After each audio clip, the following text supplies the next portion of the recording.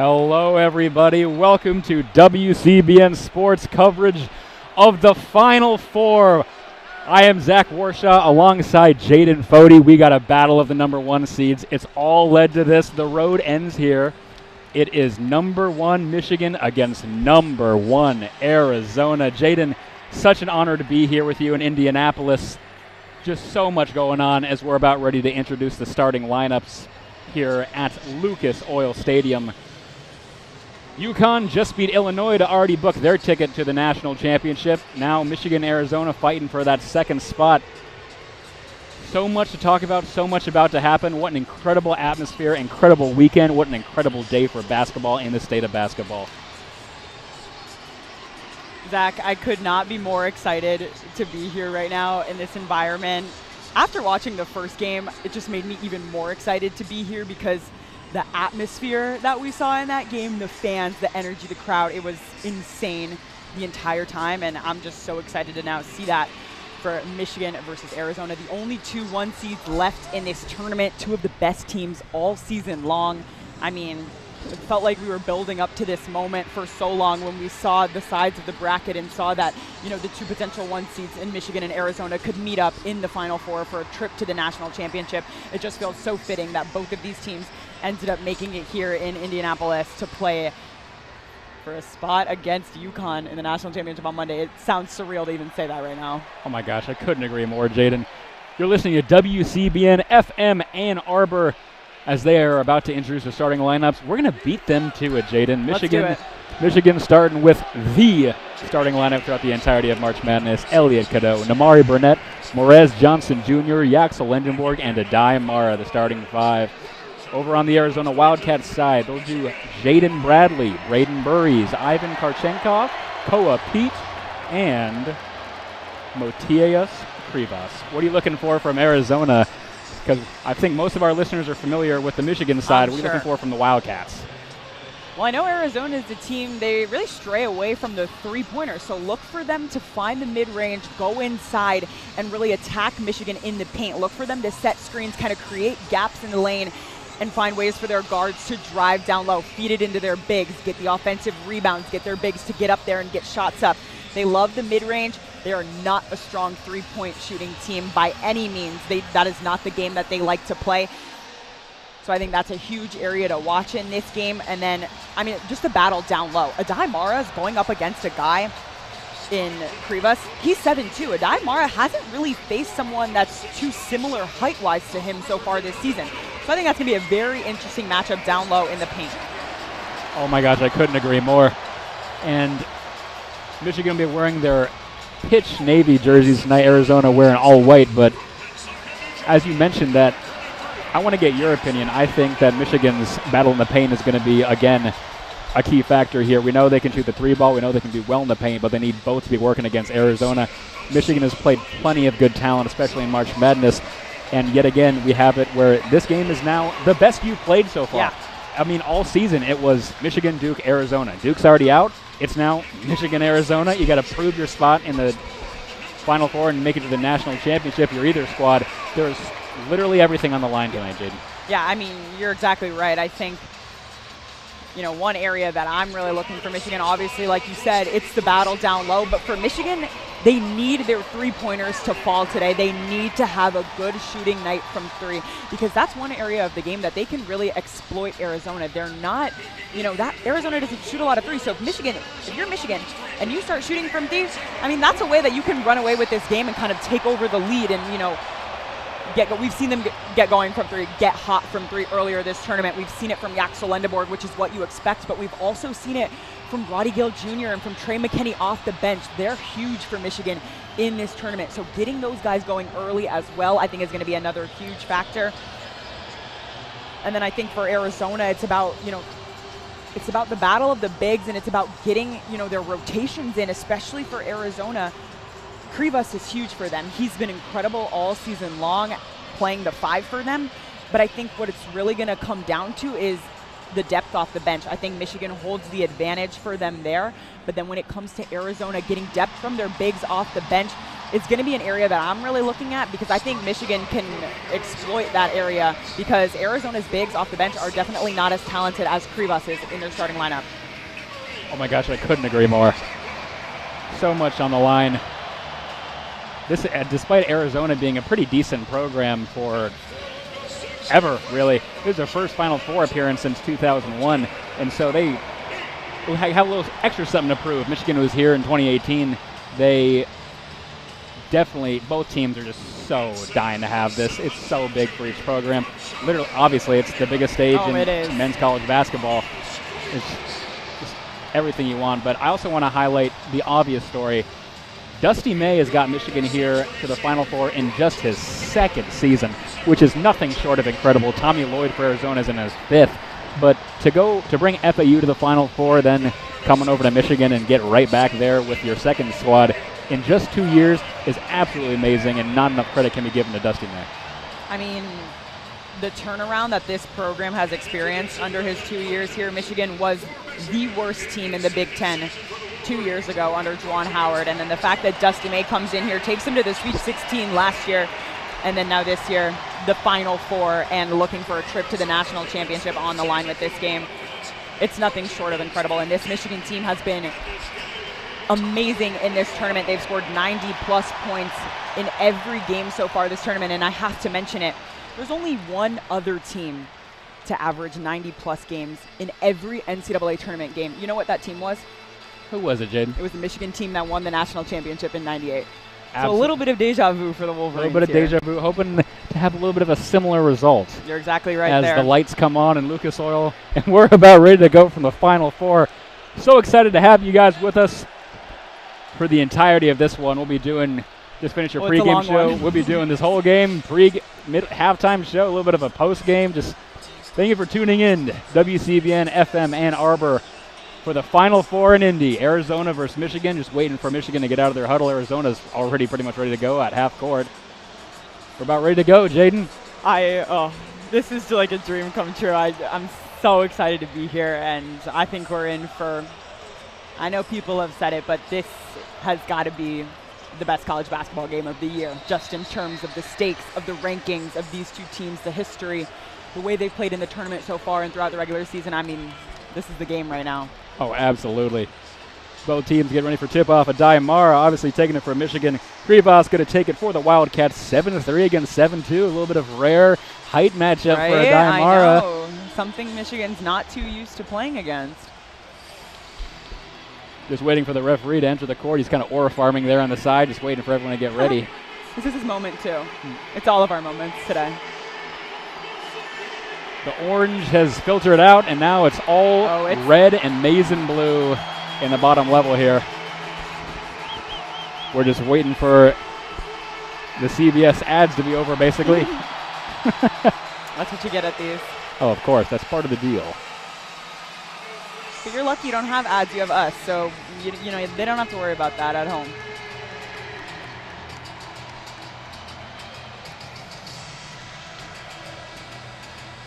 Still just waiting for all the CBS camera crew to get off the court. Nothing like just letting those nerves settle for a few more minutes. Oh my gosh, like this has got to be so nerve-wracking for them. Referee blows a whistle and we'll enter the court. About ready to start this one. Tip is up and won by the Michigan Wolverines. Cadeau has it on the left wing. We are underway from the Final Four here in Indianapolis. Cadeau moves over to the top of the key. He's going down the right side, now down the lane, up, and put back by Mara. He threw up the lob. That was just kind of off, but Mara was there to clean it up. 2-0 Michigan. Arizona on the other side. Pete with it. Now top of the key. Just a three immediately from Burries. No good off the iron. Rebounded by Mara. Cadeau will throw up to Lindenborg, right up the lane, over the corner from Namari Burnett. Back to Adai Mara at the top of the key. He hands it to Cadeau, who moves over and takes his spot. Now down the left lane in the paint. Just throws a floater up with the right hand. Off the back of the rim. No good. Rebounded by Burries. A little too much on that. Arizona now on the other end. Bradley with it for the Wildcats. Top of the key. He's got Cadeau in his face. Pushes off. Hands the ball over to Karchenkov, who makes his way over to the left side. Puts it up with the right. Way too much power off the glass. Rebounded by Cadeau. Still 2-0. And another thing you'll see with both these teams, they both love to play fast. Cadeau now with an immediate pull-up three off to right of the rim. No good. Quick shot on that one, but not the best shot selection. Wildcats with it again. Karchenkov. He'll throw it over to Bradley. Bradley at the top of the key, now down the middle over the right side on the baseline. Thought about a shot, but he'll kick it out to Burries. Over to the other side for Karchenkov. Now inside for Pete on the left end.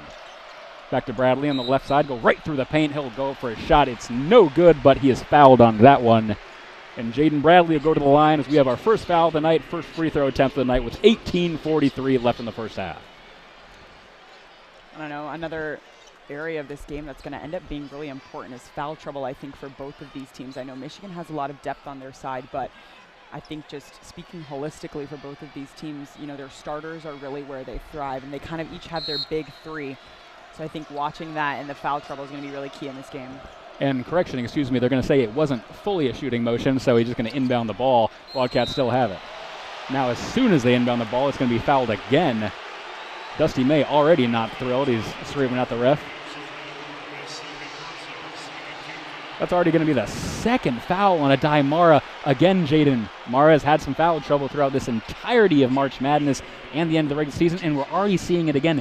2 fouls less than 2 minutes into this game. I mean, that is just absolutely brutal. That's the exact horrible. Opposite of what you want to see if you're Michigan right now. I mean, you cannot afford to have someone like Adai Mara in foul trouble, especially when they have Krivas 7-2 on the other side. You need that matchup inside the paint, under the rim, throughout this entire game. And I mean, Michigan cannot afford to have Adai Mara on the bench for an extended period of time. Bradley's first free throw attempt is no good as he gets ready for the second one. Still 2-0 only. As Bradley tries to get the Wildcats' first points, bends the knees, puts that one up, nothing but net. 2-1 as Michigan tries to answer back. You know, I'm actually really surprised. You see Roddy Gale Jr. checked into the game already for Yaxel Lendeborg, something we do not see Lendeborg coming out this early in games. So you only wonder. You would have expected it to be Mara's. Yeah. Lob is thrown up for Mara. A little too much on that. He won't catch it until he's out of bounds. They're going to say it's off of a Wildcat and it's Michigan ball, and they're going to want to review. We'll wait to see if Tommy Lloyd agrees with that. Looks like he'll say, nah, it's Michigan ball, so the Wolverines retain possession. Cadeau to inbound it from the baseline. Left of the basket. Goes over the corner for Burnett. A three is up and good. 5-1 off the Namari Burnett corner three. Michigan's up by 4. It's huge for Michigan to establish the three-pointer early. Through the paint now. Pete throws it up, brings around, no good, out. Rebounded by Burnett. And that's his shot. That's what Kobe Pete loves to do. He loves to drive down low, get into the paint, and kind of bully you inside, but just not able to get his first one to fall.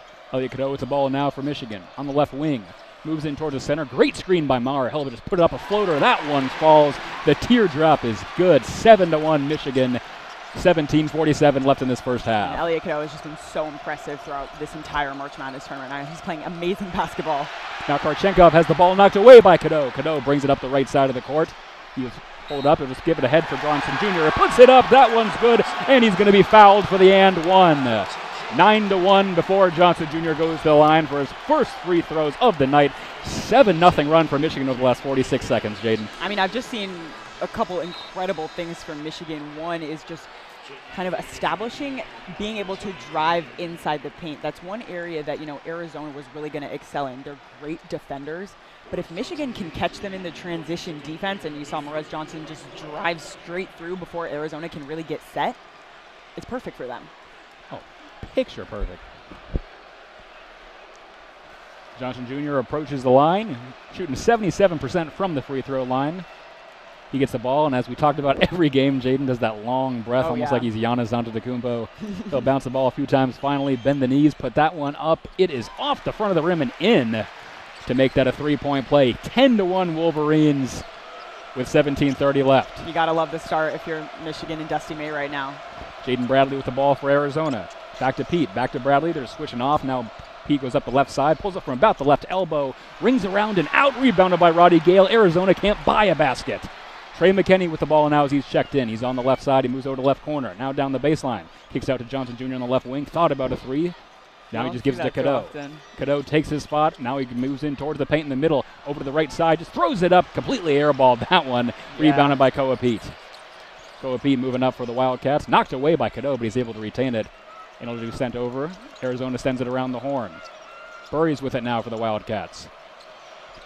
Karchenkov now on the left side. He's going to be knocked away by Johnson Jr. They're going to say that's off of Krivas, and so that's going to be Michigan ball. I mean, no objection from the Wildcats there whatsoever. Just an absolute great poke by the Wolverines. I mean, incredible hands-on, quick defense for Michigan. You saw Elliot Cadeau get the steal earlier, and then you see Johnson Jr. kind of get the deflection off Arizona. Michigan basketball, I mean, just what an incredible start both offensively and defensively for Michigan, really disrupting any motion for Arizona. Like you said, Jaden, couldn't ask for a better start if you're Michigan. Adayamara, top of the key. 16 seconds on the shot clock. Hey, it's wide open. Doesn't want to shoot the three. He hit one against Tennessee. I know he did. Gives it to Cadeau, moves it the right side, puts it up. It's rejected. Very hard by, it looked like maybe Jackson, not Jackson Cook, Krivas. Somebody went flying. Koa Pete, oh, it's a number 10, excuse me. Koa Pete took flight and just absolutely swatted that into the Arizona bench. Michigan ball, but what a rejection from the freshman. I mean, that was incredible. That was really good. Speechless. Arizona inbound, or Michigan inbound right in front of Arizona's bench. Roddy Gale has it, gives it to Mara. Mara tried to hand it back off to Gale. Great defense by Pete. Now Mara just along the right baseline. He'll throw up a floater, and it was no good. Krivas in his face. Again, 7-3, 7-2. Kind of an equal matchup there, and Arizona has the ball. Bradley with it in the right wing. He's got Cadeau in his face, moves in towards the leg, inside the paint, right underneath the free throw line. Just puts up a shot. That one's good. 10-3, Arizona finally gets on the board. Now the pass is thrown to Adayamara up the court. And now there's a tie-up underneath the basket as he tried to go up for it. They're going to say there's a tie-up, Arizona ball. And so with 15:59, we'll get a stoppage and our first media timeout of the half. It is 10-3, Arizona. What a start. You're listening to WCBN FM Ann Arbor's coverage of the Final Four. This broadcast of the NCAA Division I Men's Basketball Championship is authorized under broadcasting rights granted by the NCAA through Westwood One. Is intended solely for the private non-commercial use of our audience. Any reproduction, retransmission, or other use of this broadcast without the express written consent of the NCAA and Westwood One is strictly prohibited. I'm Zach Warshaw alongside Jaden Fode from Lucas Oil Stadium in Indianapolis. Michigan leads 10-3. And while we have our first media timeout, Jaden, as we've kind of mentioned, what a start for Michigan. Yeah. Arizona having 1 point up until right then. Just everything firing right now. Yeah, I mean, Michigan, I think, came in here with a game plan, and, you know, they're doing a great job executing that. I think something, when you're two of the one seeds, two of the best teams in the nation, what you need to do is establish your game plan and play your game. You want to make the other, you want to force the other team into your hands. You want to be the one to set the tone, set the tempo. And I think Michigan's done a great job of that so far. They're playing really fast on offense. They're catching Arizona in that transition defense, and that is where Michigan's really able to shine. And then just being absolute pests on defense, especially Elliot Cadeau. Like, he's really stepped up his defense over the course of this season, and we're seeing that so far in first 4 minutes of this game. But I think Michigan's just doing a really good job setting the tone and setting the pace of this game. Absolutely. As Wilbur Wildcat dances right in front of us, we got the Spirit Squads on the court for this media timeout. Just a little over 4 minutes into this one. Namari Burnett leading Michigan with 3 points, and then Cadeau and Mara with 2 apiece. Arizona, Jaden Bradley, the only scorer on the entire team. One of those came on a free throw as well. He's 1 for 2, however. Arizona's really got to get something working here. Now, again, we're 4 minutes into this game. Yeah. I'm not saying that nothing's working, but just as to repeat ourselves for the millionth time, perfect start for Michigan. They're going to want to try and keep this tempo up the entire game, keep Arizona flustered, and get the shots you want. We saw a little bit of issues in the Sweet 16 Elite 8 at the start where they were just taking completely bad shot selection, and clearly they figured it out by the end of the game, considering we're here right now. But it's not something you can fall into if you're Michigan. You want to take your time. Arizona's a great defense. Arizona's number 1 seed. Yeah. Like, they're good on everything, so you got to be able to get the shot you want and can't get flustered. Yeah, and I was actually going to mention, you brought up the Sweet 16 and the Elite 8, the games against Tennessee and Alabama. Michigan actually had a relatively slow start in both those games. They started the Sweet 16 against Alabama. They opened up that game down 11-2, so it feels like kind of the opposite of this one. And then in the Elite 8 against Tennessee, Tennessee held around for a while against them. So it was kind of a while until Michigan was able to break out in both those games. But we're kind of seeing the opposite here. Michigan coming out storming out of the gates. But then obviously we know the 2 slow starts for Michigan turned into be very fast endings when they kind of ran away with both those games. So obviously Arizona kind of looking to now change the tide with Michigan team that's coming out really fast and really strong. But Arizona can just as easily claw their way back into this one. Absolutely. As we're back underway, Pete with the ball forward. He pulls up on the right elbow. Now a move in on the left side. Puts it up over 2 Wolverines. No good. Rebounded and put in by Awaka. That's 10 to 5 to score now. Sorry, Jaden, go ahead. No, but that's going to be a huge area for Arizona is offensive rebounds. You know, they love to score down low inside the paint, so if they're able to get those easy putback layups. Now thrown up by Gale. Mara puts it down the alley-oop, 12 to 5. 7'3" flying through the air. Don't see that every day. Absolutely incredible. Arizona now going quick the other way. Karchenkov throws it up off the glass. Rebounded by Awaka, but before he can even put a shot up, we're going to get a stoppage and a foul here. It's going to go on. It's going to go on Adai again. Oh my gosh. And so Adai has 3. Well, or does he have 2? Did they take away the last foul? I'm confused because he had 2, but now it says he has 1. So I'm confused where we're at. But we'll have to wait for the scores table to update that one. Meanwhile, Arizona has a ball again. Karchenkov in on the right side. He moves in towards the paint. He's blocked, and he'll fall over. They're going to call a travel on that one. Michigan ball. I got caught up in the excitement. I didn't mention. I really usually like to. Arizona for this first half moving from left to right. Michigan right to left. Just in case you guys wanted to paint a picture for those listening at home. So it'll be Michigan ball, 15-14 to play in the first half. 12 to 5, Michigan leads. And looks like Adai now it still says 1 foul. Well, again, we'll wait until the scores table tells us, right? And then we'll update you as Elliot Cadeau has on the right wing. Throws it over to Trey McKinney on the left side. He moves in towards the middle now in the paint. Thought about a shot. Now he spins around the defender, throws it back out to Johnson Jr. at the top of the key. Back to McKinney, who takes his space right there. 10 seconds left on the shot clock. McKinney still on the left wing. Now will just pull up for a 3. Off the back iron, no good. Rebounded by Johnson Jr. Underneath the basket, gives it to Mara, who puts it up with the left hand and in. 14 to 5, super easy. He was left right there on the left of the basket and just put it in just by standing on his tippy toes. Yeah, I mean, that's exactly what you want if you're Michigan, being able to let Adai establish the paint. Wow. Now Cadeau just steals the ball, throws it to McKinney. He goes up and slams it down with the right hand. Anthony Delorcello had the ball for Arizona. Cadeau just ripped it out of his greedy little mitts. Oh my gosh. Threw it up to Trey McKinney, who went the length of the court and slammed it down with the right hand. It is 16 to 5, Michigan, 14:27 remaining in this first half, and the Wildcats want a timeout, Jaden. I mean, Elliot Cadeau's second steal of the day is just,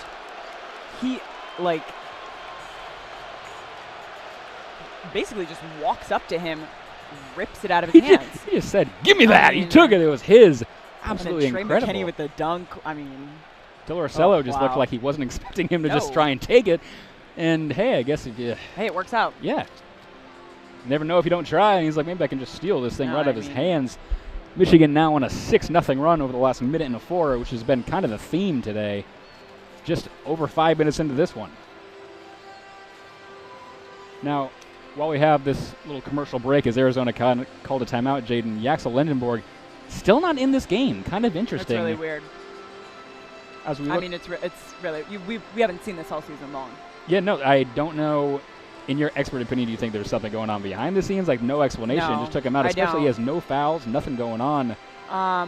It's interesting because he started the game. Oh, excuse me. They finally updated the scores table. Yaxel Lendenborg has been assessed those 2 fouls. They changed it from Mara to Lendenborg, and they gave Mara the first foul.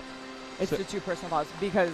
So the PA announcer just announced those wrong because he said Adai Mara. Yeah, he did. And so Yaxel Lendenborg has 2 fouls to begin this one. Adai Mara only 1. And so that's why Yaxel Lendenborg is sitting. Thank you. Look at this investigative journalism from the Michigan Student Radio. Thank you, NCAA scores table, for giving us the information about 5 minutes late. Really appreciate you guys over there. That's awesome. Yeah, but that's brutal for Michigan. That's horrible. That's your X factor. That's your everything in these games is Yaxel Lendenborg. I mean, he has just been basically unstoppable in this tournament so far. He's had 3 straight 20-point games. I mean, he's just had an incredible showing throughout this NCAA tournament and really leading the way for Michigan throughout every game, really setting the tone, setting the pace, being able to create shots for his teammates, but also create so much for himself. And, I mean, with 3 straight 20-point games, like... I think you're trying to say he's him, Jaden. Yeah, basically. Yeah. So to start this one, Arizona is 2 for 8 from the field. You're shooting 25%. That is abysmal. Michigan, not that much better. They're shooting 7 for 14, which is 50%, which you'll take right now, but maybe want to clean that up a little bit. I mean, 50% you might take. Yeah, But I mean, you'll take the 50%, but what I really like is that they've already gotten up 14 shots, and Arizona's only gotten up 8. So just seeing that disparity and seeing how much Michigan's able to create more for themselves on offense, and then also while limiting Arizona on defense, it's great to see.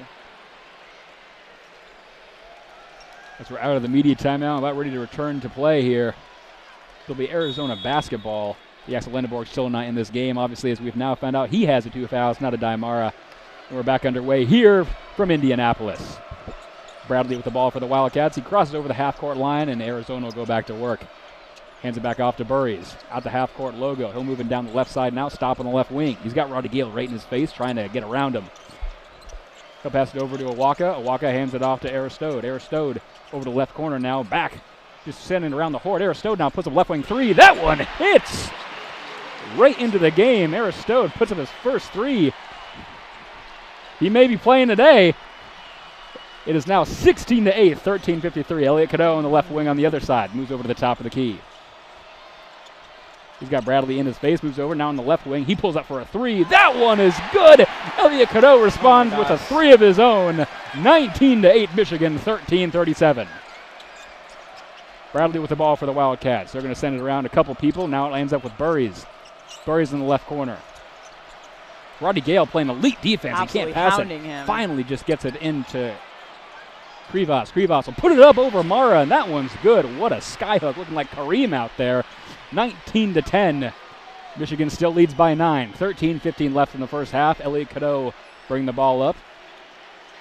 Axel Lindenborg now moving towards the scorer's table, maybe ready to check back into this one. Right corner 3 by Roddy Gale is up off the far side of the rim. No good. Rebounded by Awaka. U of A with the ball now. Bradley going up the right side. He bowls over Elliot Cadeau, and that's going to be an offensive foul. Michigan ball with 12:57 remaining. He just absolutely ran right into him.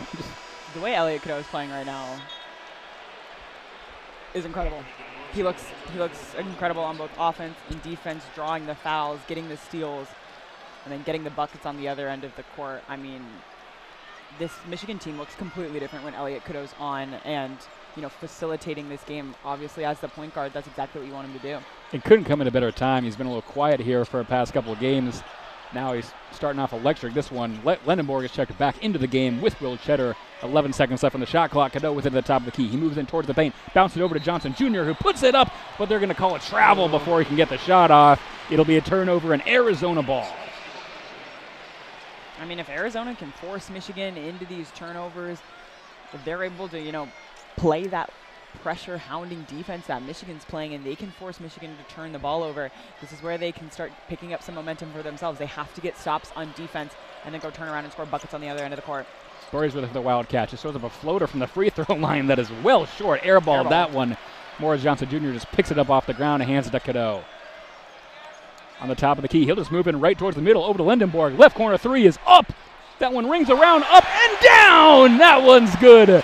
22-10. It bounced up and fell straight through.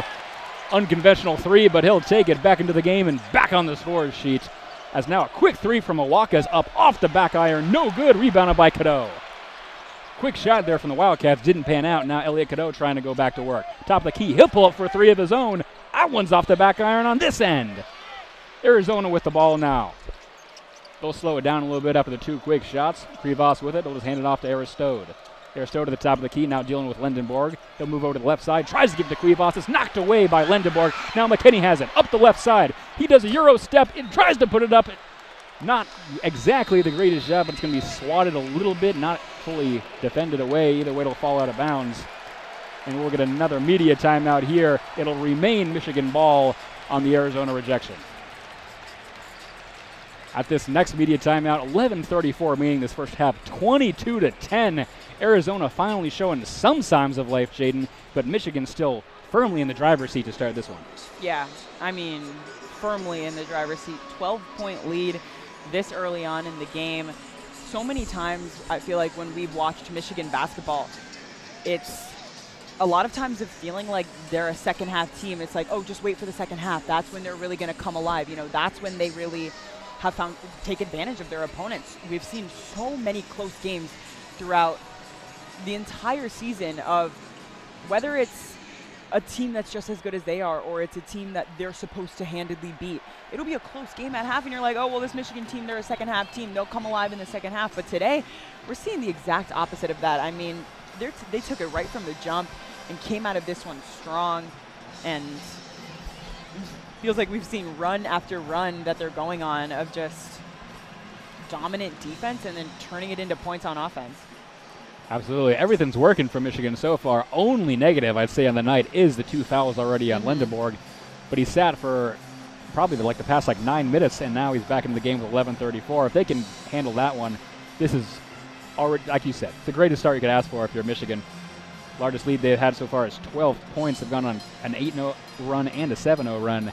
Arizona finally figuring out how to score, but they got to figure out how to stop Michigan as well. Yeah, and also, I mean, figuring out how to score in some capacity. I still see Braden Burries with 0 points. He's averaging over 16 a game.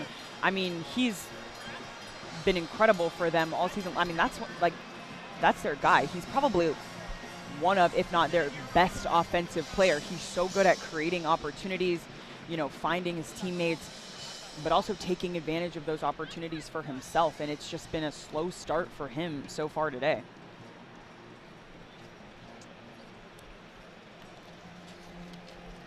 We wait for this media timeout to end. Obviously, the Final Four is going to have a little more commercial advertising. Of course. But that's just more time you get to listen to me and Jaden talk. So looking at our score sheet now, Arizona a little bit better, shooting 33% from the field because they've taken 2 more shots. 25.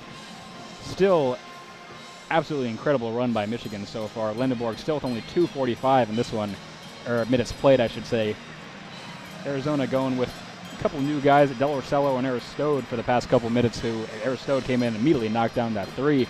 But they really got to get someone rolling. Their leading scorer is Jaden Bradley with 3 points, and we said he was the leading scorer the last media timeout. Yeah. So the Wildcats definitely got to get something going here. Adai Mara is now taking the lead with 6 points. Look who's here. They show on the Jumbotron the Michigan Fab 5, including Jalen Rose, who's this year's University of Michigan commencement speaker. Juwan Howard there as well, obviously former University of Michigan head coach, now an assistant coach with the Brooklyn Nets. As we're about ready to turn to play, Michigan inbounder from the baseline. Elliot Cadeau has it. He'll just throw it all the way back to Lindenborg. Kicks it out to Trey McKinney of the right corner. He'll put up a 3. Not enough on that one off the front of the rim. Rebound fought for. Now it's knocked away. Arizona has it. Taken up court by Burries. He'll stop and let his guys join him upside. Just pass it over now to Krivas. Krivas hands it over to Del Orsello, who'll move in towards the middle. Just pull up from right below the free throw line off the front of the rim. No good. Rebound. Lindenborg has it. On the left wing now, Yaxel. Stops and gives it to Cadeau, who takes a spot on the left wing. 11:05 remaining in this one. Still 22-10 Michigan. Cadeau now still hounded by Del Orsello, who's still in the left wing. Just kicks it out to the right corner. Over for Will Cheddar. But if Will Cheddar, unfortunately, is only 6'8", if he was 9'10", he might have been able to have that one, but it's a little too high, out of bounds. That'll be Arizona ball. That's just a sloppy turnover from Michigan, too. You had time to settle the offense. You saw Yaxel, avoid the three-pointer and kick it out to Cadeau, and then they had time, but they just kind of wasted possession there. Wildcats with the ball, trying to end their scoring drought of almost 2.5 minutes now. Pete with the ball, kicks out to Burries. Right wing 3 is up, in and out, no good. Still can't break that drought. Elliot Cadeau has the rebound, and Michigan goes back to work on their end. Sutton shot inside for Morris Johnson Jr. He puts it up. It's rejected by Krivas, and Krivas is going to be called for a foul on that one. Excuse me, they're going to give it to Braden Burries, even though he wasn't anywhere near the shot. I have no idea what's going on with the scorers table in this one, but that is what the PA announcer just announced. We'll let you know if that changes. I know, it's like kind of like the Lindenborg 2 thing. Adai Mara fouls and then actually 0 Adai Mara fouls. And then, either way, Morris Johnson Jr. will go back to the line after hitting his first one on the and one earlier today, as he begins his long, deep breath, his gander into the sea of Arizona that's back there. The Zona Zoo has made their way to Indianapolis. First attempt is up and rings around and in. That one's good. 23-10. Those are such fun names, Arizona and the Arizona Zoo. Absolutely. I've never heard of that. As an Arizona native who now goes to Michigan, obviously. I've definitely dealt with the Zona Zoo a little bit of myself. After the Mace Rage, of course, one of the greatest basketball student sections in college athletics. Wow. I had no idea. As Johnson Jr. gets the ball back, bounces it a few times. He'll bend his knees, put the second chance up. That one's good. He's now 3 for 3 on the night. with 5 points of his own. 24-10 is the score. A little over 10.5 remaining in this first half. Arizona takes the ball up court with Braden Burries. Scoring drought now almost 3 minutes. Over their last 4 from the field are the Wildcats. Karchenkov with the ball now. He's checked back into this one. He gives it back to Krivas, who's now knocked or Del Orsello, into Krivas now in the paint, trying to get through a Daimar. He'll put it up over him. A little too much on that off the back iron. Rebounded by McKenney. Lendenborg with it. On the left side, he's trying to get Mara to set up the screen. He'll just move in by himself. Puts it up off the right side of the glass. No good. Rebounded by Mara. Second chance is up. That's off the glass and good. Second time it works. 26-10 as we're under 10 to play in the first half. I mean, Mara being able to get that offensive rebound with about 3 Bearcats there. Like, wow. Arizona now. Koa Pete puts it up off the glass by himself. Trying to replicate a Daimara, and he will. 26-12. Koa Pete finally gets on the board. Yeah. They're going to need him to get going. They need everyone to get going, to be honest with you, because Elliot Cadeau has it. Namari Burnett approaches the scorer's table, ready to check back in. Lendenborg with it at the top of the key. Throws it over to McKenney. He'll move in from the left to the middle. Now trying to get around Del Orsello. Spin move around Del Orsello. He loses it. It's kicked around, and Arizona has the ball. Dory's with it for the Wildcats. He's going really quick up the middle. Rejected by McKenney! He tried to pull up a right-handed layup, and Trey McKenney just absolutely swatted it out of bounds. Breweries wants the foul, but he's not going to get it. And so it'll remain Arizona ball with 9:18 to play as Trey McKenney exits after probably the greatest last thing you can do before taking a seat. Namari Burnett will come in and take his place. Just the chase down on the basket there and gets the block. I mean, I haven't seen Trey McKenney block too many shots like that this year. I don't know if I ever have. He looks inspired. The lights are not too bright. He's feeling the moment. Of course not. Ball is inbounded to Koa Pete. He moves in towards the middle. He's got Lendenborg on him. He'll just throw up a very contested shot, and that somehow falls. Koa Pete hits a shrug. Like, I don't know how that went in either. 26-14 now the score. 9:07 remaining as the Arizona fans get to their feet now to try and rowel up their squad. Cadeau now on the right side by the baseline. 17 seconds left on the shot clock. Out to Lendenborg. Back to Cadeau. Still on the right wing. He'll move in towards the middle. Lendenborg now at the top of the key. He moves in down through the paint. Just doesn't even get a shot off. It's going to be swatted down. There's going to be a foul on that one. Don't think they'll call it a shooting foul, but it will be a foul. And Lendenborg is limping a little bit now. He looks to me like he might be injured. He's visibly upset right now. Very frustrated. Just trying to walk it off. Don't know if it's a very serious injury or maybe he just got hit in a delicate place. But either way, he is not thrilled right now. We'll wait and see in the replay on here. He's going to bend down and tie his shoe. Yeah, and you can only hope that this goes the right way for Michigan right now. Looking at the replay, it was very quick. Can't exactly tell what he's wincing at. I have no idea. Lendenborg still limping very heavily. He will approach the line to take his free throws now. We'll wait to see if he's able to remain in this one, but he can barely walk, Jaden. Lendenborg bends the knees to the first one. He'll put that up. That one is good. 27-14. As he can just barely move off the free throw line. He's definitely going to come out of this one. Morris Johnson Jr. originally checked out of the game for Roddy Gale, but he's going to come right back into this one as soon as his free throw is taken. And Lendenborg's going to have a seat, and we'll get an injury report as soon as we can. He bends his knees, puts that one up. That one is also good.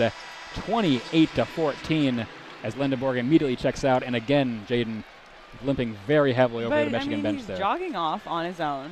That's not exactly a very reassuring jog. Yes, it is. The fact that he's going off on his own, I think, is he is going off on his own power. We'll wait to see if we have an injury report on that one. Meanwhile, 8:45 remaining this first half as Morris Johnson Jr. comes back after a 3-second break.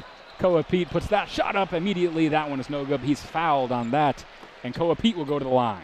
It's going to go on Morris Johnson Jr. Koa Pete will take his first free throw shots of the night, shooting 61% from the line. Not too great.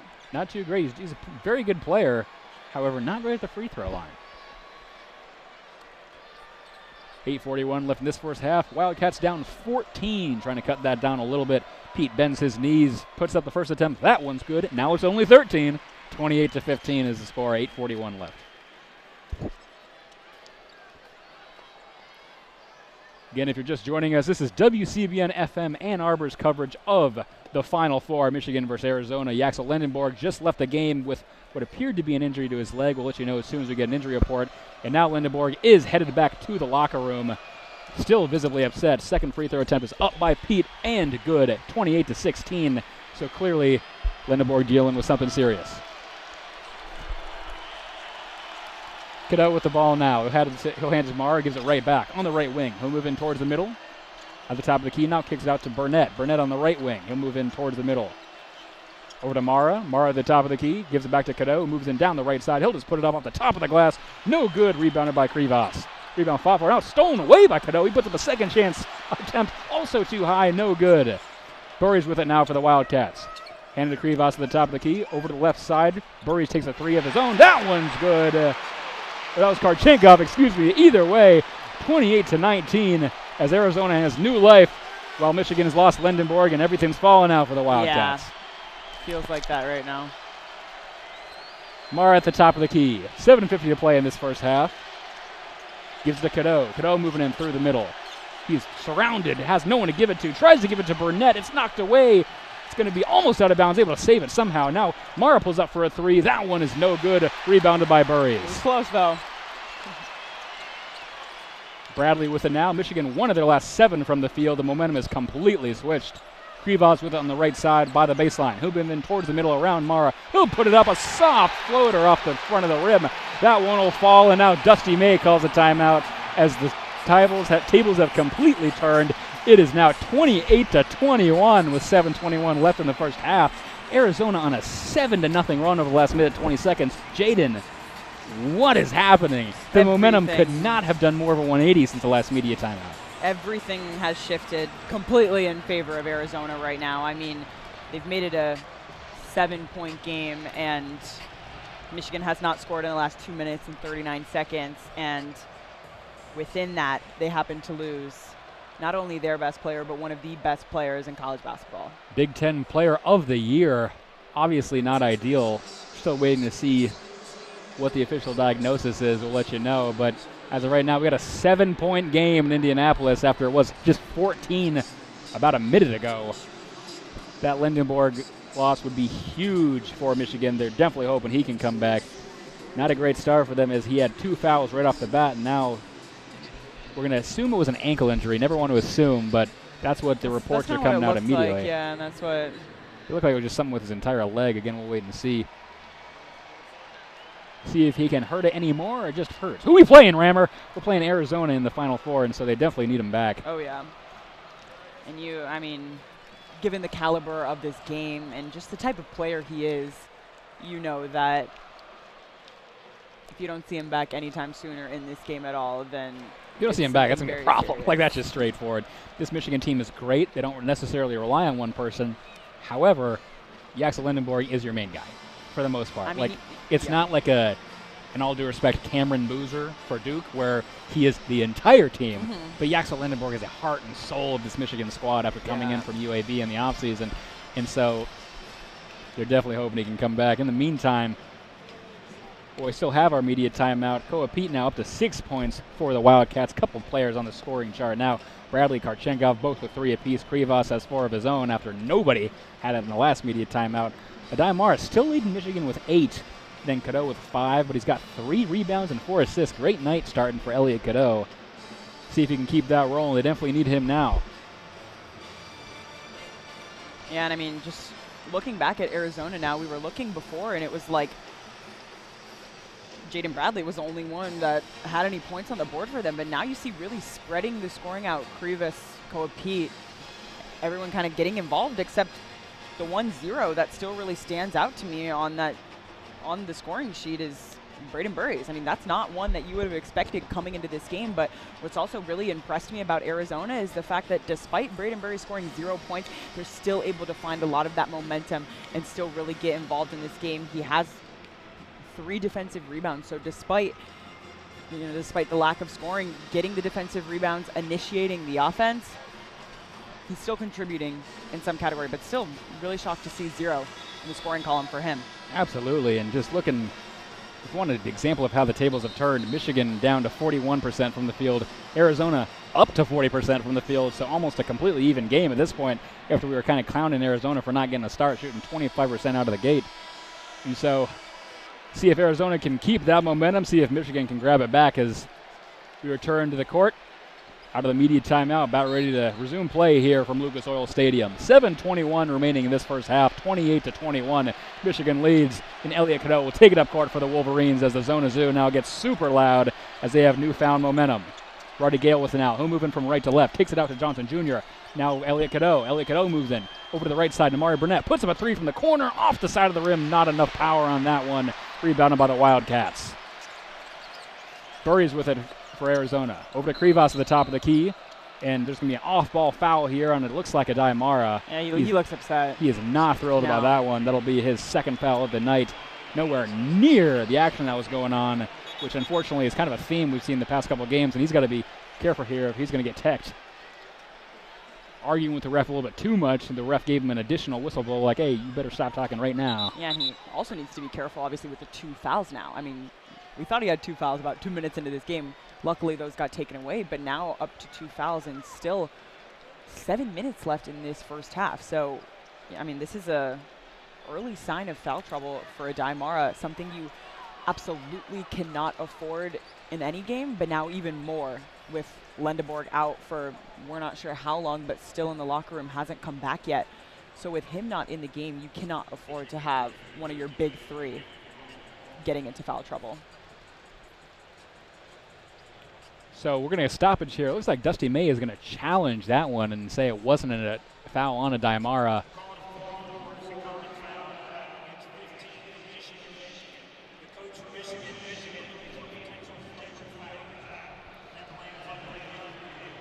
As the referee just announced, they called it a flagrant foul, and now so I guess Dusty May called a challenge of that one to say at the very least it's not a flagrant foul. We'll take a look at it and we'll see. In the replay, he's kind of pulling on his arm. He's got his arm wrapped up there. Daimara is tied up with a Waka. I don't know if I'd call that a flagrant. It's definitely a foul, like just being completely honest with you. But flagrant, I'm not sure. What do you think, Jaden? I don't think so, but the Arizona fans in this building clearly think it's a flagrant. Flagrant yeah. foul.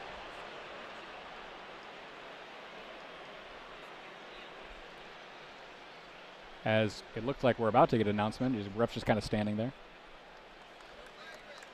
While we wait for this one. Now he's motioning back his crew back over. Wow. It's going to be an unsuccessful challenge, referee finally announced, so it will be a flagrant foul on a Daimara. Not what Michigan's looking for. Nothing going right for the Wolverines so far. It went from everything to nothing. Absolutely. Literally could not be more of a 180 for both squads. Everything going wrong for Michigan, now everything going right for Arizona. 6:56 remaining in this first half. 28-21. Michigan still leads, but their lead is quickly dwindling. Yeah. Arizona on a 7-0 run over the last minute 45, hitting 3 of their last 3 from the field, where Michigan's hitting nothing. You see a Daimara going over to the bench now. Taking a seat after that one. Arizona inbounds the ball, and they'll go back to work.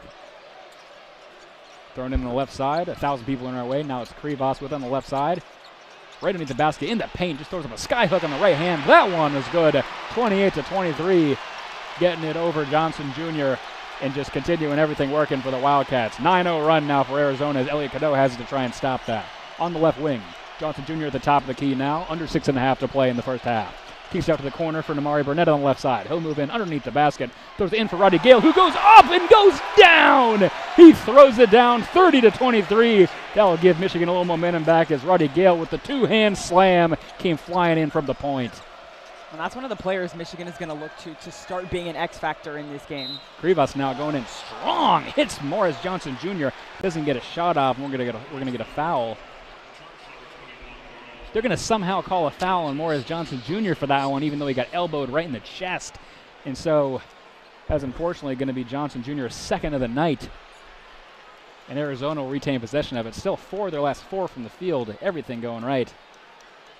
Yeah, now Michigan, I mean, just racking up the fouls now. It's like you said before, this game has completely done a 180. Arizona with all the momentum now. Michigan now fouling them inside and now giving Arizona the chance at free throws. Michigan getting some players into early foul trouble. I know it's only 2 from Rez Johnson Jr. in for Adimara, but still 2 this early on in the game, not a good sign. Krivas bricks the first free throw attempt off the back of the rim, no good. Shooting 78% from the free throw line, so a decent free throw shooter, but way too much power on that. Maybe that's when the argument of the death perception of the Final Four stadium comes in. We always see a lot of news about that. You're looking behind the basket and you just see a billion miles back there. I always wonder if that affects anybody. Most players will claim it doesn't, but you never know. They're not going to say, oh yeah, it really affects me and I can't play well. This is horrible. Krivas bounces the ball. He'll bend his knees, put the second chance up. That one's no good. He's 0 for 2, rebounded by Karchenkov, and it looks like he's going to be fouled on the rebound.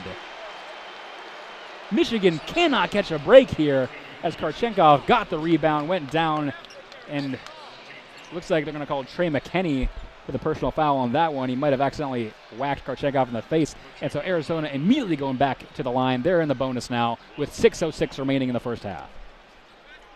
Yaxel's out the locker room. Looks to be heavily limping towards his seat on the side of the bench. And, I mean, looks like he even struggled to sit down. He has a towel wrapped over his head and not even looking up. That free throw attempt is up. No good. Rebounded by Cadeau. Just a 1-and-1 since they're only in the bonus. And Cadeau would take it up. Under 6 to play in the first half. As you mentioned, Jaden, still no report on the injury. He is back, but he doesn't look like he's going to be playing anytime soon.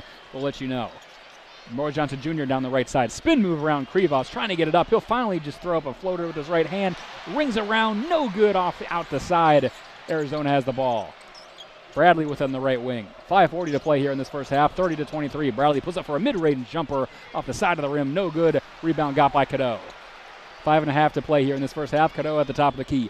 Sends it in to Namari Burnett. Reverse layup is good. What a move by Namari Burnett. Going underneath and around to make it 32-23 with 5:20 remaining. So impressive. I mean, just the move from Namari Burnett, being able to get in down low. It's incredible. Koa Pete with the ball. He'll hand it over to Bradley. Bradley moving from right to the middle. He's going to be called for a foul. It's going to go on Arizona, and Jaden Bradley is absolutely furious on that one. It'll be Michigan ball, and Bradley pleading his case with the referee. But either way, it'll be a foul and Michigan ball. It'll be Bradley's 3rd personal foul of the game. So now Arizona in a little bit of foul trouble. Jaden Bradley with 3 fouls. He was 3rd team All-American and then the first year of All-Big 12. So, or first team All-Big 12, excuse me. That's someone they can't afford to lose, Jaden. It's starting to become the same story for Arizona. You cannot afford some of your stars to be getting into foul trouble so early in the first half. Elliot Cadeau now just moves up quickly down the left side, throws him a layup way too high, almost off the top of the rim, rebounded by Johnson Jr. Now a right wing 3 is up from Trey McKinney. That one's good. Trey McKinney putting on the cape and playing superhero, 35-23 as he's on fire tonight. Arizona with the ball now, trying to go quick. Burry's with it on the left wing. Namari Burnett hounding him. Mara and Cheddar at the scorer's table waiting to check back in. And now Burry's is going to move around. They're going to call it travel on this one. It took too many steps, and so that'll be a turnover. Michigan ball, and don't look now, but now Michigan on a 7-0 run over the last minute 47, getting some momentum back with 4:35 to play in the first half. And I mean, we know so well basketball, just a game of runs. We see Arizona take over, and then Michigan completely stops the brakes on Arizona and takes over on offense. Like you said, 7-0 run, and just a lot of good things that we're seeing from Michigan on that run there. Love to see Trey McKinney get involved, getting the 3-ball going, and I knew that was going to be an area that Michigan's going to want to establish, the 3-point shot, and we can see them hopefully starting to get some more momentum back with the 3. And I mean, just to make note of it again, we saw Yaxel Lendeborg come out from the locker room. He went over and sat next to his teammates on the bench and then got right back up and left again.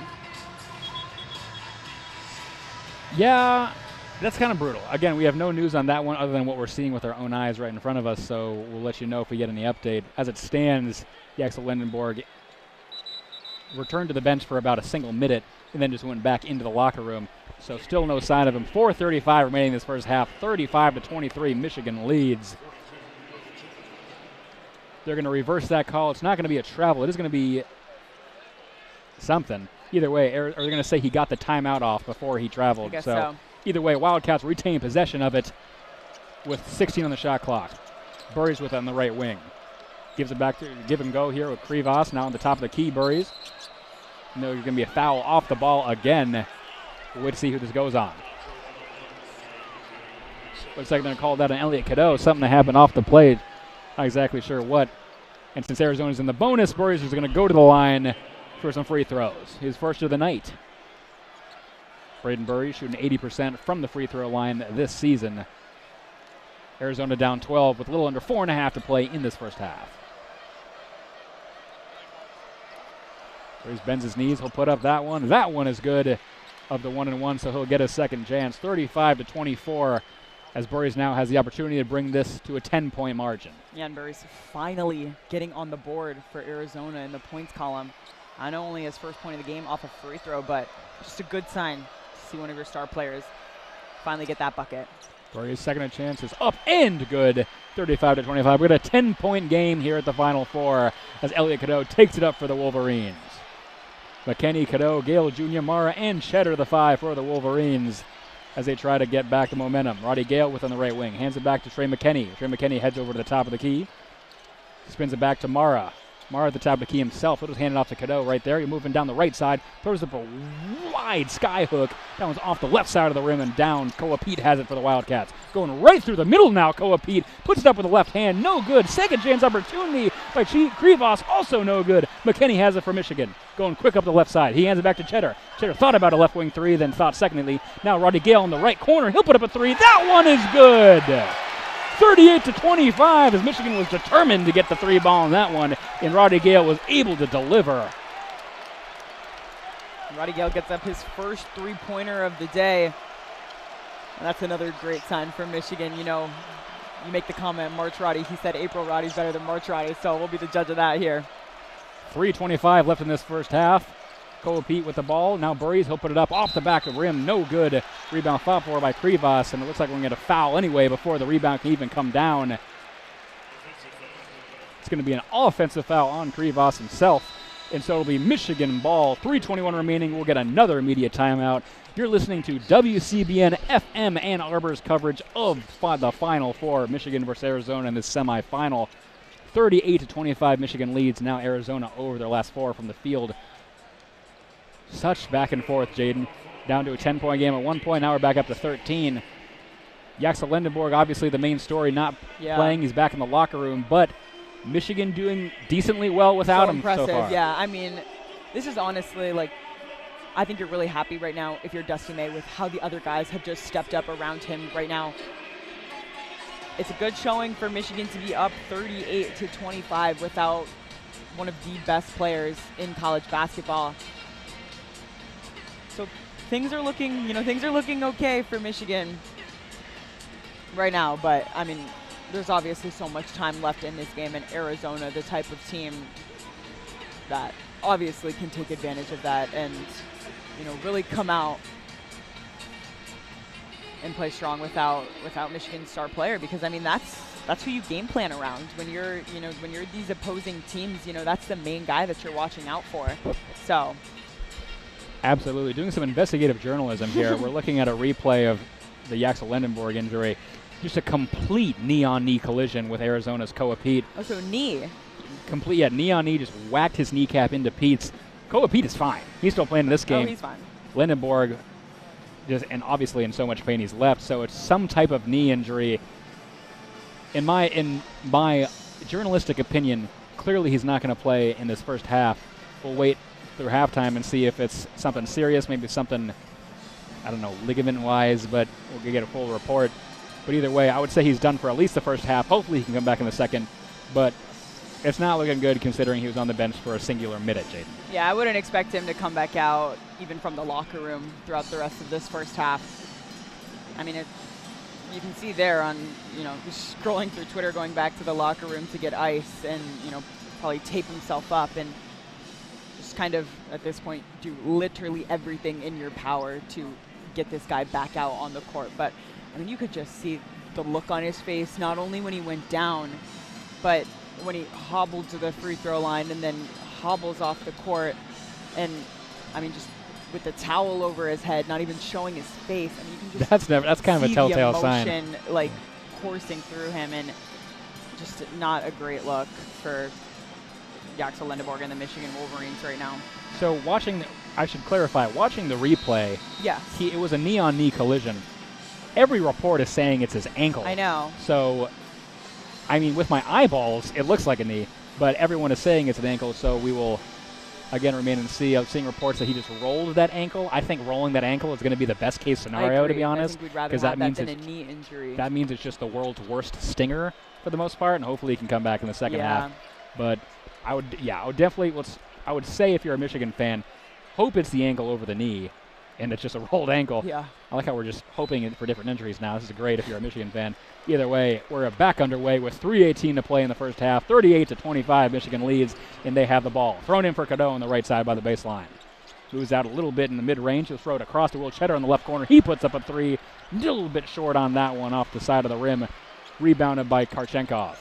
Arizona's Karchenkov with it. Kicks it out to Burries. Now Waka with it at the top of the key. He hands it over to Del Orsello. Del Orso now with it. Excuse me, I mispronounced his name. Del Orso kicks it over to the left corner now. Awaka, big body in his way through the paint. He'll get that one over Mara. That's a weight room type move. 38-27 now the score. Yeah, and he even gets it over the double team. You saw Michigan bring Roddy Gale over to help Mara. He's still able to body it over him. Now put in for Mara as he's shoulder checked in the back. Was thrown in for Mara. He couldn't even get the shot off because of the hit that came from the Arizona defense, and that's going to be a foul. Michigan is still not in the bonus themselves yet. After that one, they will. They give him the basket too. They're gonna give him a basket on that. Huge. Michigan will take it. 40-27. Adai Mara will now go to the line that for an and one. Michigan now in the bonus after that foul. Adai Mara bends the knees on his free throw attempt, puts that one up. It is good. 41-27. If you're Michigan, don't argue. Don't say anything. No, the ref might hear you. Anything. And Adai Mara up to 11 points on the game. He gets his free throw too. He's not too strong of a free throw shooter, shooting just barely above 55%, but he's 1 for 1. That's all you can ask for. 2:30 left in this first half. Arizona has the ball. Del Orso at the top of the key. He moves in down the right side. Just loses the ball on that one. They're going to say it's off of him. Michigan ball. Del Orso is furious about that one. Or Karchenkov is also screaming. And either way, it's going to be Michigan ball. No challenge from Tommy Lloyd, so he knows it was off his own guy. And Elliot Cadeau will take the ball up for the Wolverines as he crosses the Final Four logo here on the court at Lucas Oil Stadium. On the right wing, throws it up for Mara. He'll put that one up, and good!